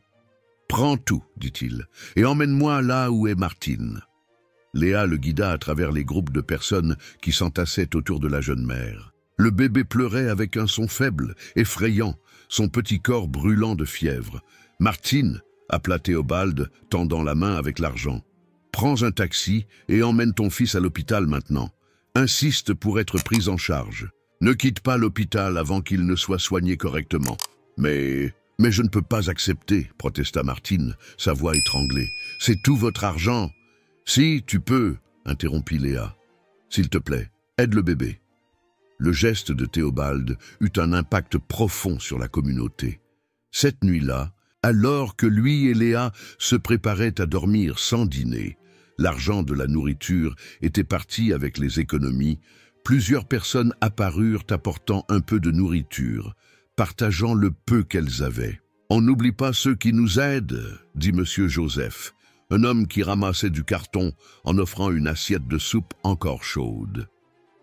3 jours plus tard, Martine revint avec le bébé, déjà rétabli après un traitement antibiotique. Elle pleurait, mais maintenant de gratitude. « Je n'oublierai jamais ce que vous avez fait, » dit-elle, serrant Léa puis Théobald. « Si ce n'était pas pour vous... » Elle ne termina pas sa phrase, mais elle n'avait pas besoin.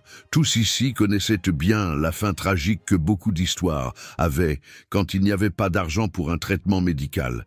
C'est cette nuit-là, pendant que Léa dormait appuyée contre son épaule, que Théobald eut une épiphanie douloureuse. L'argent qu'ils avaient utilisé pour sauver le bébé de Martine était exactement le type de somme que, dans sa vie d'avant, il dépensait sans réfléchir pour un dîner au restaurant en famille. Combien de vies auraient pu être sauvées avec l'argent qu'il gaspillait? Combien d'enfants comme Léa avaient besoin d'aide alors qu'il vivait dans sa bulle de privilèges? La culpabilité le consumait, mais il y avait quelque chose d'autre, un étrange sentiment de but. Pour la première fois depuis qu'il avait perdu la vue, il sentait qu'il avait fait quelque chose de vraiment significatif. « Théo ?» La voix endormie de Léa le ramena de ses pensées. « Tu pleures ?» Il n'avait pas remarqué les larmes qui coulaient sous ses lunettes de soleil. « Je pense, » répondit-il, sa voix rauque, « je pense à comme la vie est étrange. Parfois, il faut tout perdre pour trouver ce qui compte vraiment. »« Comme les fleurs ?» demanda-t-elle. « Elles meurent en hiver, mais reviennent au printemps. »« Oui, ma petite, exactement comme les fleurs. » Dans les jours qui suivirent, quelque chose changea dans la dynamique de la communauté. Les gens ne voyaient plus Théobald et Léa comme des outsiders. Ils étaient devenus partie intégrante de cette famille improvisée sous le viaduc. Les enfants commencèrent à se réunir tous les soirs pour écouter les histoires que Théobald racontait. Il découvrit que, même sans pouvoir voir, il pouvait créer des mondes entiers avec des mots. Il parlait de la mer que Léa voulait tant connaître, des étoiles qui brillaient au-dessus du viaduc, des lieux lointains et des aventures magiques. Un soir, alors qu'il racontait l'histoire d'une fille qui transformait la tristesse en fleurs, Théobald entendit un son qui le fit se figer. C'était une voix enfantine, douloureusement familière, appelant « Papa » dans la foule d'enfants. Son cœur s'arrêta un instant, mais il réalisa vite que c'était juste la fille d'un des chiffonniers. La voix était semblable à celle de Laura, mais ce n'était pas elle.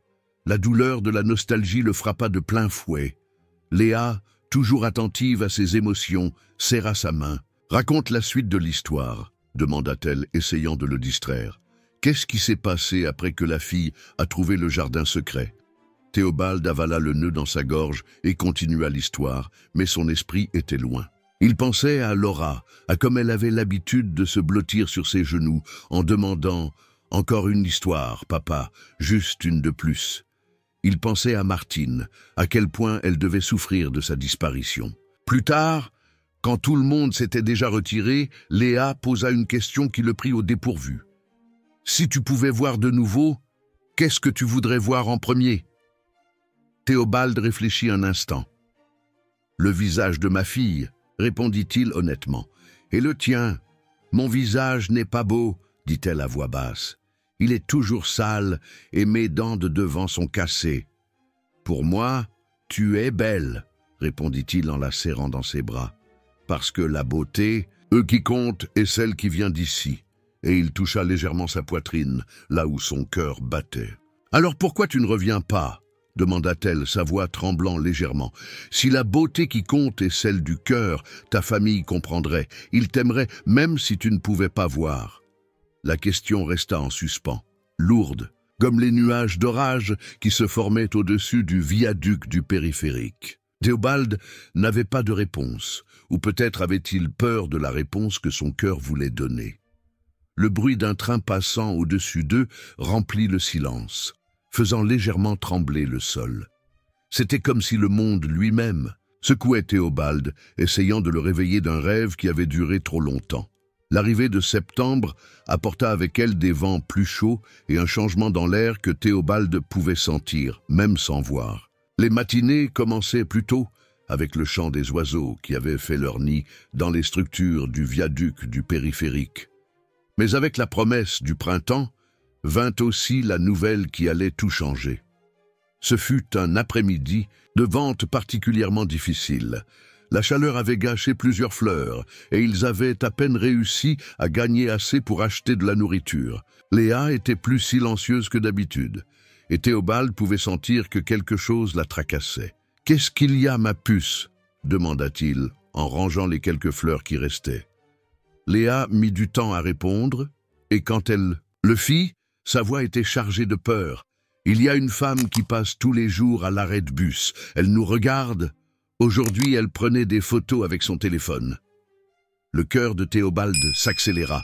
« Comment est-elle ?»« Belle, » répondit Léa. « De longs cheveux noirs, elle porte des vêtements chics, et elle pleurait en prenant les photos. » Martine. Ça ne pouvait être que Martine. Après tous ces mois, elle n'avait toujours pas abandonné l'idée de le retrouver. Ce soir-là, la communauté du viaduc du périphérique était agitée. Joseph, qui rapportait toujours des nouvelles de la rue, confirma les craintes de Théobald. « Il y a des affiches avec ta photo dans toute la ville, » dit-il. « On offre une récompense à ceux qui donnent des informations. La police est aussi à ta recherche. Ils disent que c'est à cause de la gamine. Ils soupçonnent un enlèvement. » Le mot « enlèvement » tomba comme une bombe. Léa, qui était à moitié endormie sur les genoux de Théobald, se redressa soudainement, s'accrochant à lui avec force. « Ne les laisse pas m'emmener » implora-t-elle, la panique évidente dans sa voix. « S'il te plaît, Théo, ne les laisse pas faire. Personne ne va t'emmener » promit-il en la serrant fort dans ses bras. Mais au fond, il savait que c'était une promesse qu'il ne pourrait peut-être pas tenir. Martine, qui depuis l'épisode avec son bébé, était devenue une amie proche, s'approcha avec une suggestion. « Ma sœur habite dans une petite ville, à environ 5 heures d'ici. Elle pourrait vous accueillir pendant un certain temps, jusqu'à ce que les choses se calment. » C'était une offre tentante, la chance de s'échapper, de protéger Léa, de continuer la vie qu'ils avaient construite ensemble. Mais quelque chose, à l'intérieur de Théobald, avait changé. Les mots de Léa sur le retour à la maison, sur la beauté du cœur, avaient planté une graine qui commençait maintenant à germer. « On ne peut pas continuer à fuir », dit-il finalement, sa voix rauque. « Ce n'est pas juste pour toi, ma puce, ce n'est pas juste pour ma famille, ce n'est juste pour personne. Mais s'il me renvoie à l'orphelinat ?» demanda Léa, sa voix tremblant. « Et si je ne te revois plus jamais ?» La douleur dans sa voix était palpable et Théobald sentit son cœur se briser. Comment expliquer à une enfant de 5 ans que parfois l'amour signifie faire des choix difficiles? « Écoute-moi, » dit-il en tenant son petit visage entre ses mains. « Tu te souviens de l'histoire de la fille qui transformait la tristesse en fleurs? Tu sais pourquoi elle pouvait faire ça? Parce qu'elle avait de l'amour dans son cœur, » répondit Léa en reniflant. « Exactement. Et nous aussi, beaucoup d'amour. Tellement d'amour qu'il ne tient pas seulement ici, sous le viaduc du périphérique. Il a besoin de grandir, de fleurir, de se répandre comme les fleurs que nous vendons. »« Je ne comprends pas, » murmura-t-elle. « Moi non plus, je ne comprenais pas, » admit Théobald. « J'ai passé des mois à fuir parce que je pensais que je ne méritais pas l'amour, que j'étais trop brisé pour être un père, un mari, une personne. Mais tu m'as appris, ma puce. Tu m'as appris que même brisés, nous pouvons être entiers dans ce qui compte. » Les gens autour écoutaient en silence. Certains pleuraient discrètement, d'autres acquiesçaient en comprenant. Tous ici connaissaient bien le poids des choix difficiles, des amours interrompus, des rêves reportés. Et si, Léa hésita, et si ta famille ne m'aime pas? La question frappa Théobald comme une flèche. Dans toutes ses peurs et préoccupations, il n'avait pas envisagé que Léa portait aussi ses propres craintes de rejet. « Impossible de ne pas t'aimer, » répondit-il avec conviction. « Laura a toujours voulu une sœur. Et Martine a tellement d'amour à donner. Elle a juste besoin d'une chance de le montrer. » « Comment tu sais?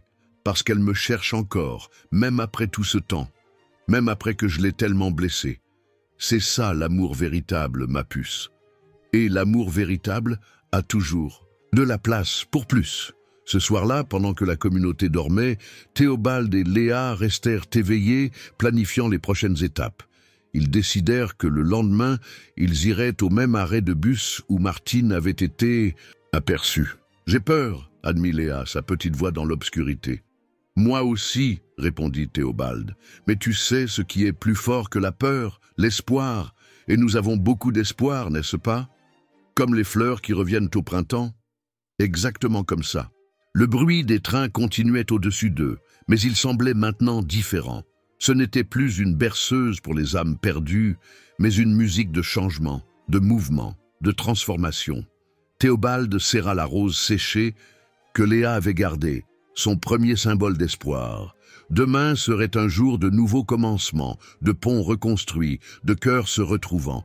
Et même si le chemin était difficile, même s'il y avait des larmes et de la douleur, il y avait aussi la certitude que l'amour véritable trouve toujours un moyen de fleurir, même dans les endroits les plus improbables. Comme les fleurs qui percent l'asphalte, comme l'espoir qui jaillit dans les cœurs brisés, comme la lumière qui trouve toujours une fente pour briller, même dans l'obscurité la plus profonde. Le matin arriva avec une brume fine qui recouvrait la ville. Théobald et Léa se réveillèrent avant le lever du soleil, leur cœur alourdi par l'importance de ce qu'ils étaient sur le point de faire. La communauté du viaduc du périphérique était également réveillée, tous voulant aider d'une manière ou d'une autre dans ce moment crucial. Martine apporta des vêtements propres qu'elle avait lavés pendant la nuit, la plus belle robe de sa fille pour Léa et une chemise et un pantalon qu'elle avait réussi à emprunter pour Théobald. Joseph apparut avec un peigne neuf, acheté spécialement pour l'occasion. Carmen, qui vendait le petit déjeuner dans la rue, insista pour apporter du pain chaud et du café au lait. « Pour donner de la force », dit-elle en aidant Léa à manger pendant que d'autres femmes essayaient de coiffer ses cheveux rebelles. Théobald pouvait sentir le mouvement autour de lui. entendre les murmures d'encouragement, sentir l'affection de cette famille improvisée qui les avait accueillis.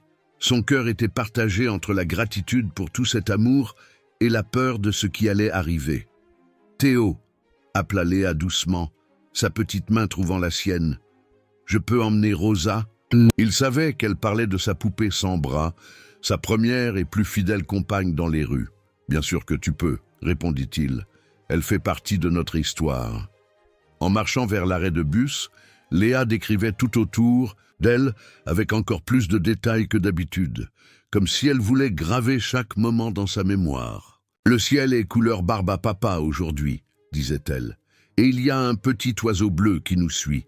Je crois qu'il veut nous porter chance. » Ils arrivèrent tôt à l'arrêt qui était encore vide. Théobald pouvait sentir le soleil. Le vent réchauffait son visage, apportant avec lui la promesse d'une nouvelle journée. Léa était agitée à ses côtés, serrant sa poupée contre sa poitrine. « Et si elle ne vient pas aujourd'hui ?» demanda la fillette après quelques minutes d'attente. « Elle viendra », répondit Théobald, essayant de paraître plus confiant qu'il ne l'était. « Martine a toujours été persistante. C'est une des choses qui m'a fait tomber amoureux d'elle. » « Comment vous êtes-vous rencontrés ?» La question éprit Théobald par surprise. En tous ces mois ensemble, il n'avait jamais raconté cette histoire à Léa. « C'était dans une bibliothèque, » commença-t-il, un sourire doux se formant sur ses lèvres en se souvenant. « J'étudiais pour un examen important, et elle y travaillait à mi-temps pour payer ses études. Un jour, j'ai fait tomber une pile énorme de livres, et elle est venue m'aider à les ramasser. Quand nos yeux se sont croisés, « Qu'est-ce qui s'est passé ?» demanda Léa, fascinée. C'était comme si le monde entier s'était arrêté. « Tu sais quand tu regardes directement le soleil et que tu fermes les yeux après, et tu vois encore cette petite lumière briller ?» C'était comme ça. Même après qu'elle soit partie, je pouvais encore voir son sourire briller dans mes pensées. « Et après, j'ai commencé à faire tomber des livres exprès, » rit-il. Tous les jours, je faisais tomber quelque chose juste pour qu'elle vienne m'aider, jusqu'à ce qu'un jour elle dise « Tu sais, ce serait plus simple si tu m'invitais, simplement à prendre un café. » Léa rit, un son cristallin qui résonna dans la rue qui commençait à s'éveiller. « Elle est maligne, très maligne, » approuva Théobald, « et gentille, et forte, et... » Sa voix s'éteignit dans sa gorge. Même sans pouvoir voir, il le savait. Il sentit le changement dans l'air, entendit le bruit doux de talons se rapprochant, sentit le parfum familier, un mélange de jasmin et de café qui lui faisait toujours penser aux matinées paresseuses du dimanche. « C'est elle », murmura Léa, serrant sa main avec force.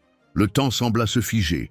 Théobald pouvait entendre son cœur battre dans ses oreilles, sentait le tremblement dans ses mains, le nœud dans sa gorge qui menaçait de l'étouffer. « Baldo !» La voix de Martine, si familière et en même temps si lointaine, le frappa comme une vague. Elle était plus rauque qu'il ne s'en souvenait, chargée d'émotion et d'incrédulité. « Martine !» réussit-il à dire, sa propre voix faiblissant. Il y eut un bruit de pas précipité, et puis elle était là, ses mains touchant son visage avec urgence, comme si elle avait besoin de s'assurer qu'il était réel. « Espèce d'idiot !» sanglota-t-elle. « Espèce de grand idiot !» Et puis elle l'étreignait, et il pouvait sentir ses larmes mouiller son cou, pouvait sentir le tremblement de son corps, pouvait sentir tout l'amour et toute la douleur qu'il avait osé déborder en cet instant. Léa avait lâché sa main et avait fait un pas en arrière, serrant Rosa fort contre elle, observant les retrouvailles avec un mélange de fascination et de peur. C'est Martine qui la remarqua en premier, séparant légèrement de Théobald, mais gardant une main sur son bras, comme si elle craignait qu'il ne puisse disparaître à nouveau. « Et tu dois l'être Léa », dit-elle doucement. La fillette fit encore un pas en arrière, sa voix très petite quand elle répondit « Vous allez me faire emmener ?» Le son qui s'échappa de la gorge de Martine fut quelque chose entre un sanglot et un rire. « Oh, ma chérie !» dit-elle en s'accroupissant pour se mettre à la hauteur de Léa.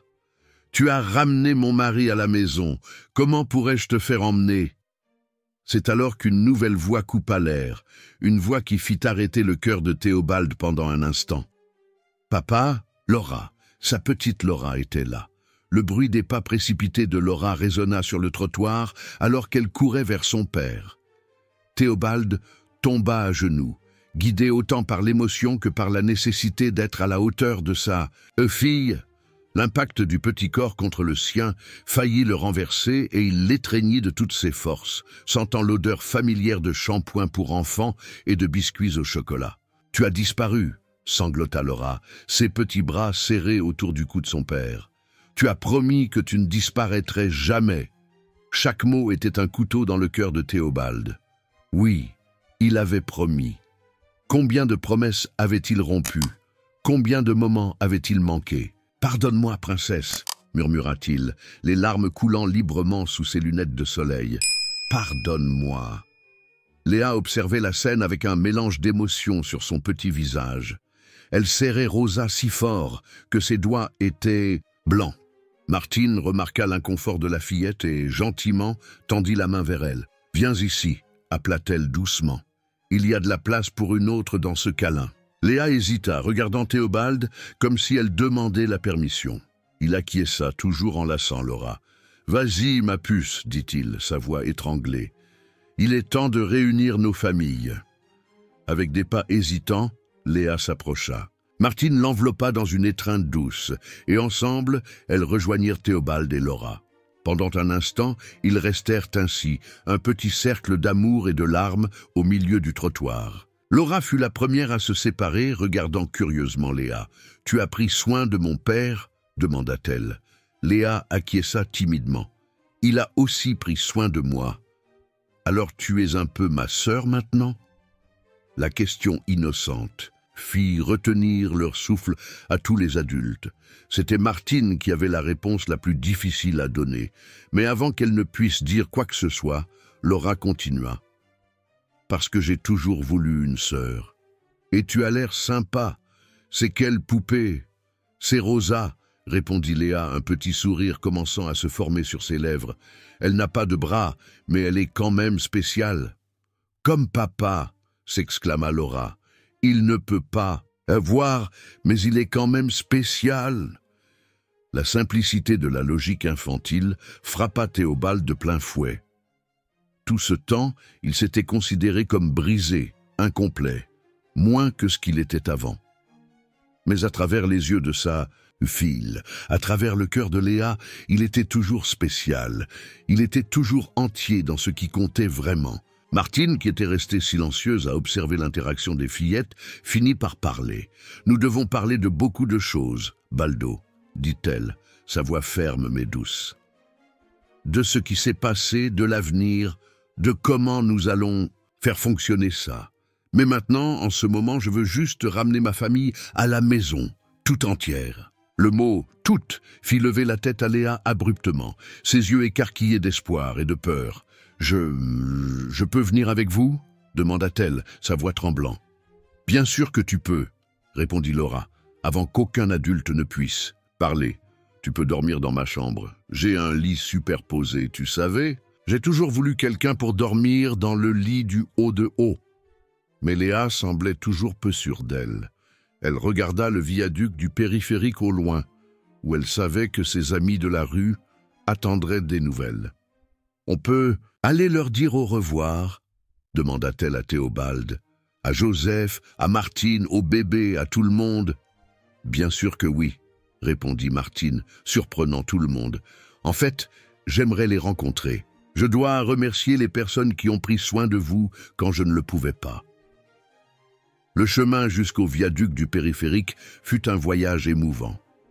Laura ne lâchait pas la main de son père, comme si elle craignait qu'il ne puisse disparaître. À nouveau, Léa tenait la main de Martine, guidant le groupe à travers les chemins qu'elle connaissait si bien. De temps en temps, elle regardait en l'air, comme si elle ne croyait toujours pas que cela se produisait vraiment.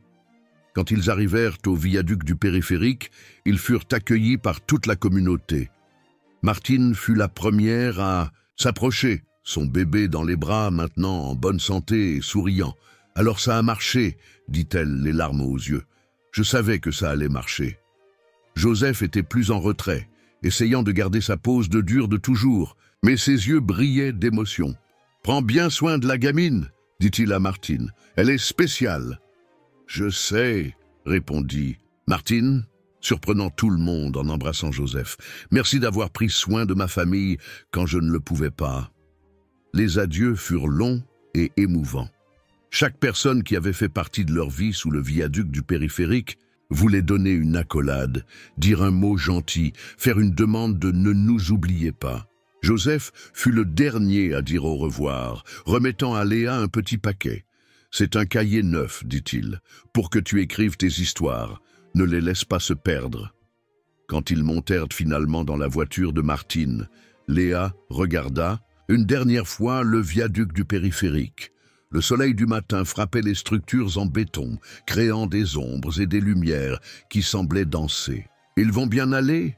demanda-t-elle à voix basse. « Nous reviendrons les visiter, » promit Martine. « Et qui sait, nous pourrons peut-être aider d'autres manières aussi. » Sur la banquette arrière, Laura bavardait déjà avec enthousiasme sur toutes les choses qu'elle voulait montrer à sa nouvelle sœur. Ses jouets, ses livres, sa chambre, son chat. Théobald tenait la main de Martine pendant qu'elle conduisait, sentant l'alliance qui était toujours à son doigt.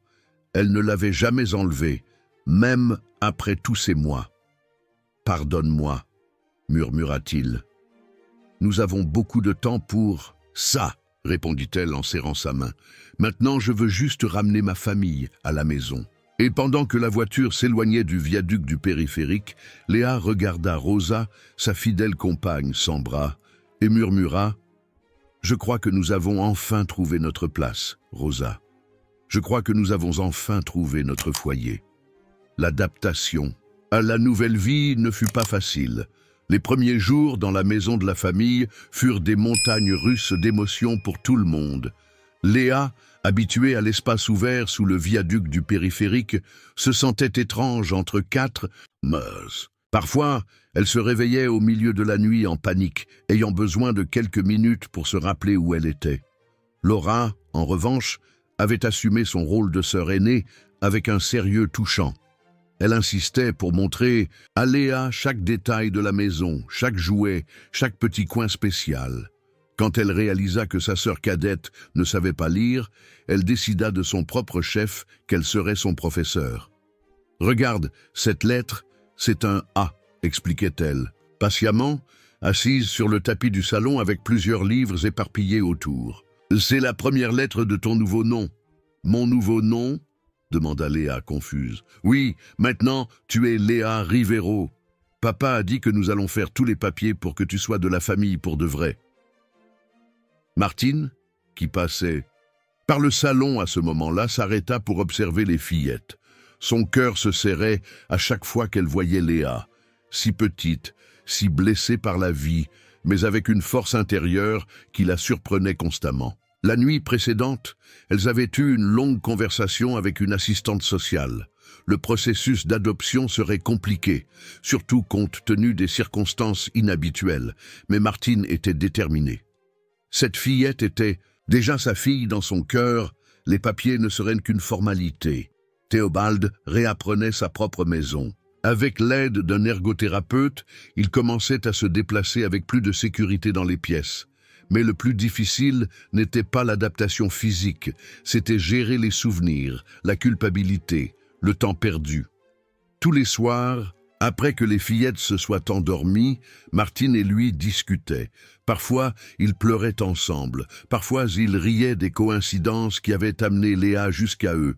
Parfois, ils restaient simplement silencieux, se reconnectant à travers le contact de leurs mains entrelacées. « Tu sais ce qui me fait le plus mal ?» dit-il un soir. « Que j'ai eu besoin de tout perdre pour comprendre ce qui comptait vraiment.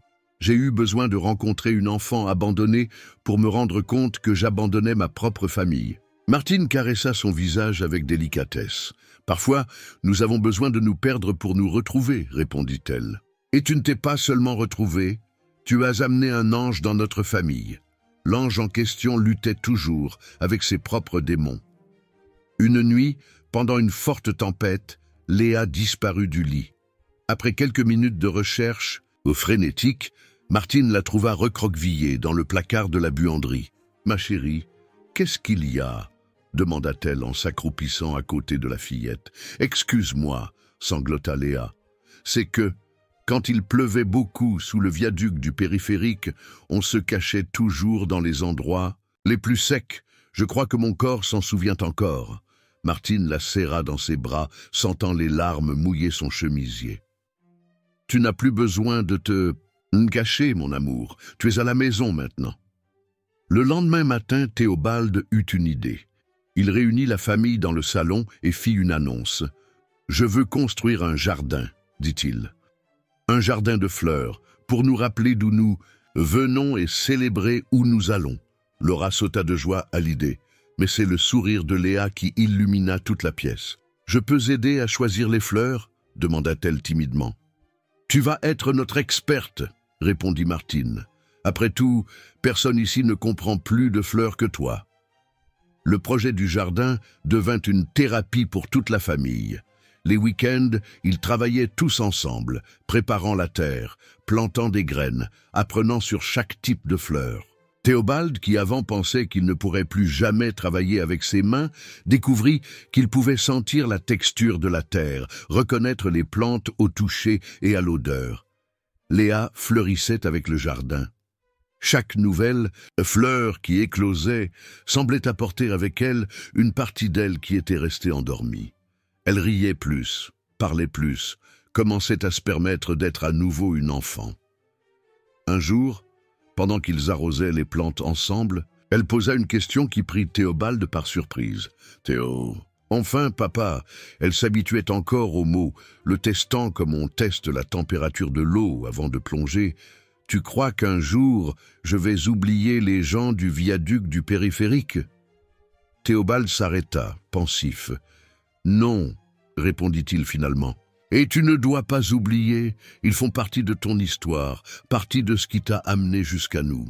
Ils sont comme les racines de ces fleurs, on ne peut pas les voir, mais c'est eux qui maintiennent tout solide et fort. » Martine, qui écoutait la conversation depuis la véranda, sentit son cœur se remplir d'amour. Comment était-il possible? Qu'il y a à peine quelques mois, elle pleurait la perte de son mari. Et maintenant, elle le voyait là, plus sage et plus fort que jamais, étant le père dont 2 fillettes avaient besoin. Laura les rejoignit dans le jardin, portant Rosa, la poupée sans bras, qui avait maintenant une place spéciale sur l'étagère entre ses autres poupées. « Regardez !» s'exclama-t-elle en pointant un parterre de fleurs. Les boutons de rose s'ouvrent, ils sont de la même couleur que la robe de Rosa. Et c'était vrai, un rose doux, presque de la couleur de l'aube. Léa s'agenouilla pour sentir le parfum des fleurs, un sourire illuminant son visage. « Vous savez que les roses sont les fleurs les plus fortes du jardin ?» dit-elle, répétant quelque chose qu'elle avait appris à l'époque où elle était vendeuse. « Elles supportent le froid, la pluie, et même quand on dirait qu'elles sont mortes en hiver, elles reviennent toujours au printemps. »« Comme nous, » répondit Théobald en serrant ses 2 filles contre lui, « comme notre famille. » Martine se joignit à l'étreinte, et pendant un moment, ils restèrent ainsi, entourés du parfum des fleurs et de l'amour qu'ils avaient construit. Ensemble, un amour qui, comme les roses du jardin, avait survécu à l'hiver le plus difficile pour fleurir encore plus fort. 1 an s'était écoulé depuis ce matin à l'arrêt de bus. Le jardin des Rivero était en pleine floraison, remplissant l'air de parfums d'hiver et de couleurs que Théobald ne pouvait pas voir, mais pouvait sentir dans chaque fibre de son être. Les roses, en particulier, s'étaient répandues dans tous les coins, comme si elles voulaient raconter leur propre histoire de dépassement. C'était un dimanche spécial, le jour où Léa deviendrait officiellement une Rivero. Le processus d'adoption avait été long et complexe, avec de nombreuses audiences et documents à remplir, mais il était finalement arrivé à son terme. La célébration se ferait dans le jardin, bien sûr. C'était l'endroit où la famille se sentait la plus complète. Dès le matin, la maison était en mouvement. Laura aidait Léa à se faire belle, insistant sur le fait qu'une princesse devait être parfaite pour son jour spécial. Martine observait ses filles avec des larmes dans les yeux, se souvenant de la façon dont tout avait changé dans leur vie. « Maman !» appela Léa. Le mot sonnait encore comme de la musique aux oreilles de Martine. « Je peux utiliser Rosa à la fête ?» La poupée sans bras, maintenant avec une nouvelle robe que Laura avait faite spécialement pour l'occasion, restait le trésor le plus précieux de Léa. « Bien sûr que tu peux, mon amour, » répondit Martine. « Elle fait partie de notre histoire, autant que chacun de nous. » Les invités commencèrent à arriver en milieu de matinée. Joseph fut l'un des premiers, toujours avec sa pose de dur, mais maintenant vêtu de vêtements propres et portant un petit paquet. Grâce à l'aide des Rivero, il avait trouvé un emploi de gardien dans un supermarché et reconstruisait lentement sa vie. Martine vint avec son bébé, maintenant un garçon en bonne santé et souriant qui faisait ses premiers pas dans le jardin. Joseph, Carmen et plusieurs autres membres de la communauté du viaduc du périphérique étaient également présents. Martine avait tenu à inviter tout le monde, comprenant que cette famille improvisée des rues était une partie fondamentale de l'histoire de sa fille. Claire, l'ancienne secrétaire de Théobald, était également là. C'est elle qui organisa une surprise spéciale, une présentation de photos montrant la transformation de la famille au cours de l'année. Les images étaient narrées avec des descriptions détaillées pour que Théobald puisse voir à travers les mots. Quand vint le moment de la cérémonie officielle, tout le monde se réunit autour du parterre de roses. Le juge, un homme gentil qui s'était impliqué personnellement dans l'affaire, souriait en voyant la scène inhabituelle. Une famille si diverse, unie par des liens qui allaient bien au-delà du sang. « Avant de commencer, dit-il, j'aimerais partager quelque chose. En toutes mes années à la cour de la jeunesse, je n'ai jamais vu une histoire comme la vôtre. Elle me rappelle une rose qui pousse sur l'asphalte, improbable, mais plus belle justement pour cela. » Léa, portant une robe de la couleur de ses roses préférées, tenait les mains de ses parents maintenant officiellement siens. Laura était à ses côtés, sautant presque de joie. Quand le juge commença à lire les documents officiels, quelque chose d'extraordinaire se produisit. « Attendez !» s'exclama Léa soudainement. Tout le monde retint sa respiration, inquiet, mais elle avait un sourire sur son visage. « Il y a une chose que je veux montrer avant. » Elle courut à l'intérieur de la maison et revint portant un petit livre artisanal, de ceux faits avec du papier cartonné et un feutre. « Laura m'a aidé à écrire, » expliqua-t-elle. « C'est notre histoire. » Elle ouvrit le livre et commença à lire, sa voix petite mais ferme. Il était une fois une fillette qui n'avait pas de famille et un homme qui avait perdu son chemin. Tous les deux étaient très seuls, jusqu'à ce qu'un jour ils se rencontrent. Elle n'avait rien à donner à part sa petite main pour le guider. Il n'avait rien à donner à part son cœur blessé. Mais parfois, c'est ce dont une famille a besoin. Juste des mains pour tenir et des cœurs pour guérir. Les larmes coulaient librement sur le visage de tous les présents. Théobald, en particulier, sanglotait sans vergogne. « Continue », encouragea Martine, sa voix étranglée. « Ils ont vécu beaucoup d'aventures ensemble, poursuivit Léa. Ils ont vendu des fleurs, ont aidé des gens, se sont fait des amis sous un pont. Et un jour, alors qu'ils pensaient être perdus pour toujours, ils ont découvert que parfois nous avons besoin de nous perdre pour retrouver le chemin du retour. » Elle tourna la page, révélant des dessins colorés faits par elle et Laura. Maintenant, ils ont une vraie maison, un jardin rempli de fleurs, et le plus important, ils ont une famille. Ce n'est pas une famille comme les autres. Elle est un peu brisée, un peu rapiécée comme Rosa, ma poupée, mais elle est plus forte à cause de ça, parce que chaque fissure a été recollée avec amour. Le juge essuya discrètement une larme avant de poursuivre la cérémonie. Quand il prononça finalement Léa officiellement Rivero, le jardin explosa en applaudissements et en embrassades. La fête qui suivit fut une célébration de la vie et de l'amour. Les gens du viaduc du périphérique se mêlaient aux anciens amis de la famille, partageant des histoires et des rires. Les préjugés et les différences sociales semblaient avoir fondu sous le soleil de cet après-midi spécial. Plus tard, quand la plupart des invités étaient déjà partis, la famille se réunit à nouveau dans le jardin. Le soleil se couchait, baignant le ciel avec des couleurs que Léa décrivait à Théobald avec des détails vifs. « On dirait que quelqu'un a versé du miel et du rose dans le ciel, disait-elle, et il y a des nuages qui ressemblent à des pétales de fleurs géantes. Vous savez, dit Théobald en serrant ses filles contre lui, quand j'ai perdu la vue, j'ai cru que je ne verrais plus jamais de beauté dans le monde. Mais vous deux m'avez appris à voir avec le cœur. Et ça, c'est un type de vision que personne ne peut m'enlever. Martine se joignit à l'étreinte, et pendant un moment, ils restèrent ainsi, une famille complète dans son incomplétude, parfaite dans ses imperfections.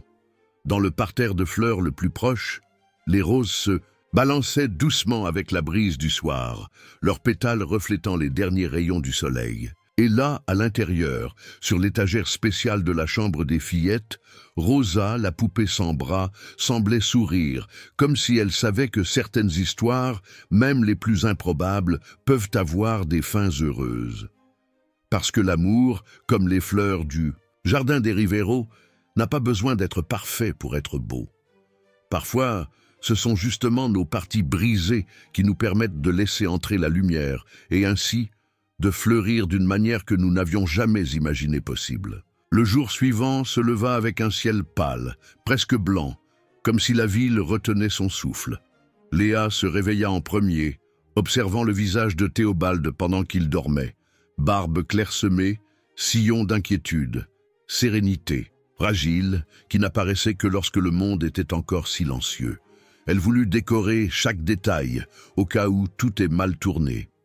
Elles prirent le café laissé par Carmen, partagèrent le dernier morceau de pain et partirent avant que le premier train ne fasse trembler le viaduc du périphérique. L'arrêt de bus se trouvait sur une avenue bordée d'amandiers.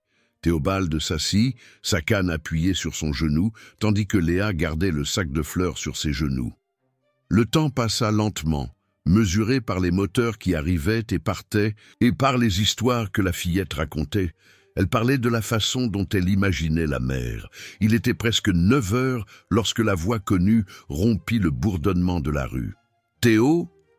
Martine était là, mais elle hésita en voyant l'enfant. Il se leva, Martine avança et l'étreignit, les pleurs retenus depuis des mois explosant en un seul sanglot.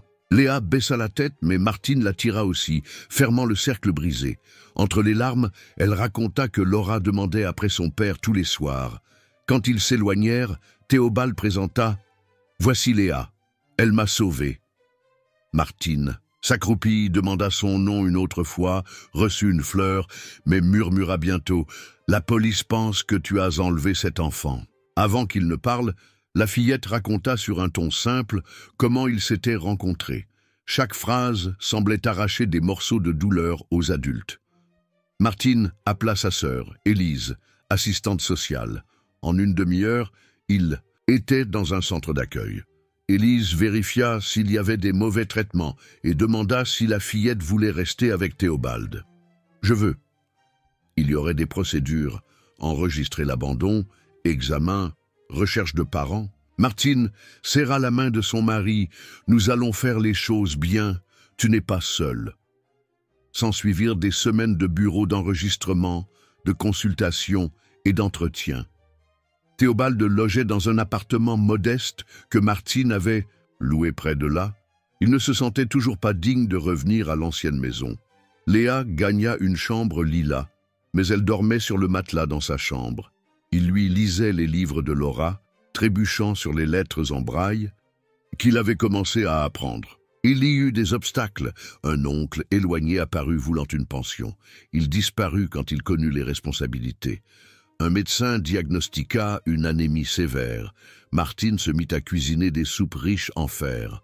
Entre les expertises et les audiences, 3 mois passèrent. Septembre apporta des arbres aux fleurs jaunes épanouies. Par une fin d'après-midi chaude, le juge accorda la garde provisoire à Théobald et Martine. Dans le couloir, Léa tremblait d'émotion. Lich s'agenouilla, tâta son visage. « Maintenant tu as un nom de famille, et tu as une maison, mais surtout des gens qui ne te quitteront jamais. » Elle pleura, serrant la rose séchée qu'elle gardait dans la poche de sa nouvelle robe, bleu clair, choisie par Laura. Le retour dans l'ancien quartier fut intime. Laura attendait au portail avec une pancarte tordue. « Bienvenue. » Elle s'arrêta. « À 1 mètre ?» Léa fit le pas décisif et offrit la fleur desséchée. Laura accepta et l'étreignit avec tant de force qu'elle faillit les faire tomber toutes les deux. Théobald, guidé par Martine, entra lentement dans le salon rempli de lumière. Il toucha le piano à queue qu'il n'entendait plus depuis des mois et laissa ses doigts trouver une mélodie simple, des notes hésitantes mais vivantes. Le soir, après des macaronis et de la mousse au chocolat, les fillettes s'endormirent. Ensemble sur le canapé, la poupée s'embra partageant l'espace avec des feutres de couleur. Martine faisait la vaisselle quand elle remarqua Théobald arrêté dans le couloir. Il pleurait. « Je ne mérite pas ça », murmura-t-il. Elle l'étreignit. « Le mériter est un choix quotidien. Choisis de rester. » Pour la première fois depuis l'accident, il crut que c'était peut-être possible. Des mois plus tard, ils créèrent Tirelire Printemps, mettant de côté l'argent des petits arrangements qu'ils vendaient en ligne pour réaliser le rêve de voir la mer. Tous les samedis, ils visitaient les amis du viaduc du périphérique, apportant du pain et des histoires. Quand le coffre déborda, ils embarquèrent dans un bus en direction du littoral. Sur la banquette arrière, les fillettes collectionnaient des coquillages en papier. Et le chauffeur raconta qu'il avait un fils aveugle qui jouait de l'accordéon. Des inconnus devenaient des ponts. Sur la plage presque déserte, Léa guida son père jusqu'au bord de l'eau. Il sentit le sable fin, l'écume froide, et pleura sans vergogne, tandis que les vagues faisaient de la musique. Laura courait après les goélands, Martine photographiait, puis elle laissa son portable pour les embrasser. Léa respira profondément. Ça sent la liberté. Les jours suivants furent de sel séchant dans les cheveux et des histoires répétées 1000 fois. Dans le bus de retour, Léa décrivit chaque coquillage qu'elle avait ramassé, comme si elle présentait un inventaire de miracles. Déjà à la maison, Martine garda une poignée de sable dans un petit flacon, souvenir du jour où le passé cessa de faire mal. La vie reprit son rythme, mais ne redevint jamais la même. Théobald s'inscrivit à un cours de massothérapie pour aveugles et commença à recevoir des clients 2 après-midi par semaine dans le garage. Le toucher des mains devint une nouvelle forme de lecture. Il disait que chaque muscle racontait un conte. Léa et Laura aidaient en vaporisant de l'essence de lavande et en montant des playlists douces. Les samedis, après les visites au viaduc du périphérique, ils allaient au marché municipal. Ils achetaient des fleurs qu'ils arrangeaient à la maison et vendaient sur Internet. Chaque bouquet partait avec un billet en braille et un autre en calligraphie enfantine. Fleurissent, les vies dont on prend soin. Avec l'argent supplémentaire, ils réformèrent à la petite pièce du fond pour recevoir des amis en difficulté. La première à arriver fut Martine, avec son bébé déjà en bonne santé. Elle resta 1 mois, économisa et loua une chambre. Elle laissa un billet sur le miroir. Le bien tient dans n'importe quel endroit. Un certain matin d'été, la Seine monta et menaça le viaduc du périphérique. La famille courut là-bas avec des couvertures et des lanternes. Ils trouvèrent Joseph essayant de sauver les quelques effets personnels du groupe. Théobald orienta. Martine distribua du pain. Les fillettes maintinrent les enfants au chaud avec des histoires improvisées. Au lever du soleil, l'eau baissa, mais la frayeur laissa des marques. La semaine suivante, ils organisèrent une campagne à l'école. Parents et élèves donnèrent des vêtements et des aliments. Quand le camion de livraison se gara sous le viaduc du périphérique, Joseph dit à Théobald « Tu es arrivé ici brisé, maintenant tu es un pont pour tout le monde ». Un soir, pendant qu'elle arrosait le basilic du jardin portatif, Léa demanda s'il pourrait encore retourner à la mer. Théobald sourit. « La mer habite maintenant en nous, mais nous y irons souvent. » Elle voulut apprendre le braille pour lire les lettres qu'ils recevaient. Ils pratiquèrent les premières lettres en utilisant des grains de haricots piqués sur du carton. ROSA fut le mot inaugural. Sur la véranda, sous un ciel incendié de lilas, Théobald réfléchit. Il n'y avait plus de trous à craindre, ni de ponts froids à appeler foyer. Il y avait une route longue, incertaine, mais fleurie. Et surtout, la certitude que chaque printemps futur apporterait de nouvelles couleurs, car maintenant il savait prendre soin du sol où l'espoir germe. Quand la première étoile surgit, Léa pointa du doigt. Elle cligne de l'œil pour nous. Il serra sa main et répondit. Alors clignons de l'œil en retour pour qu'elle ne se sente pas seule.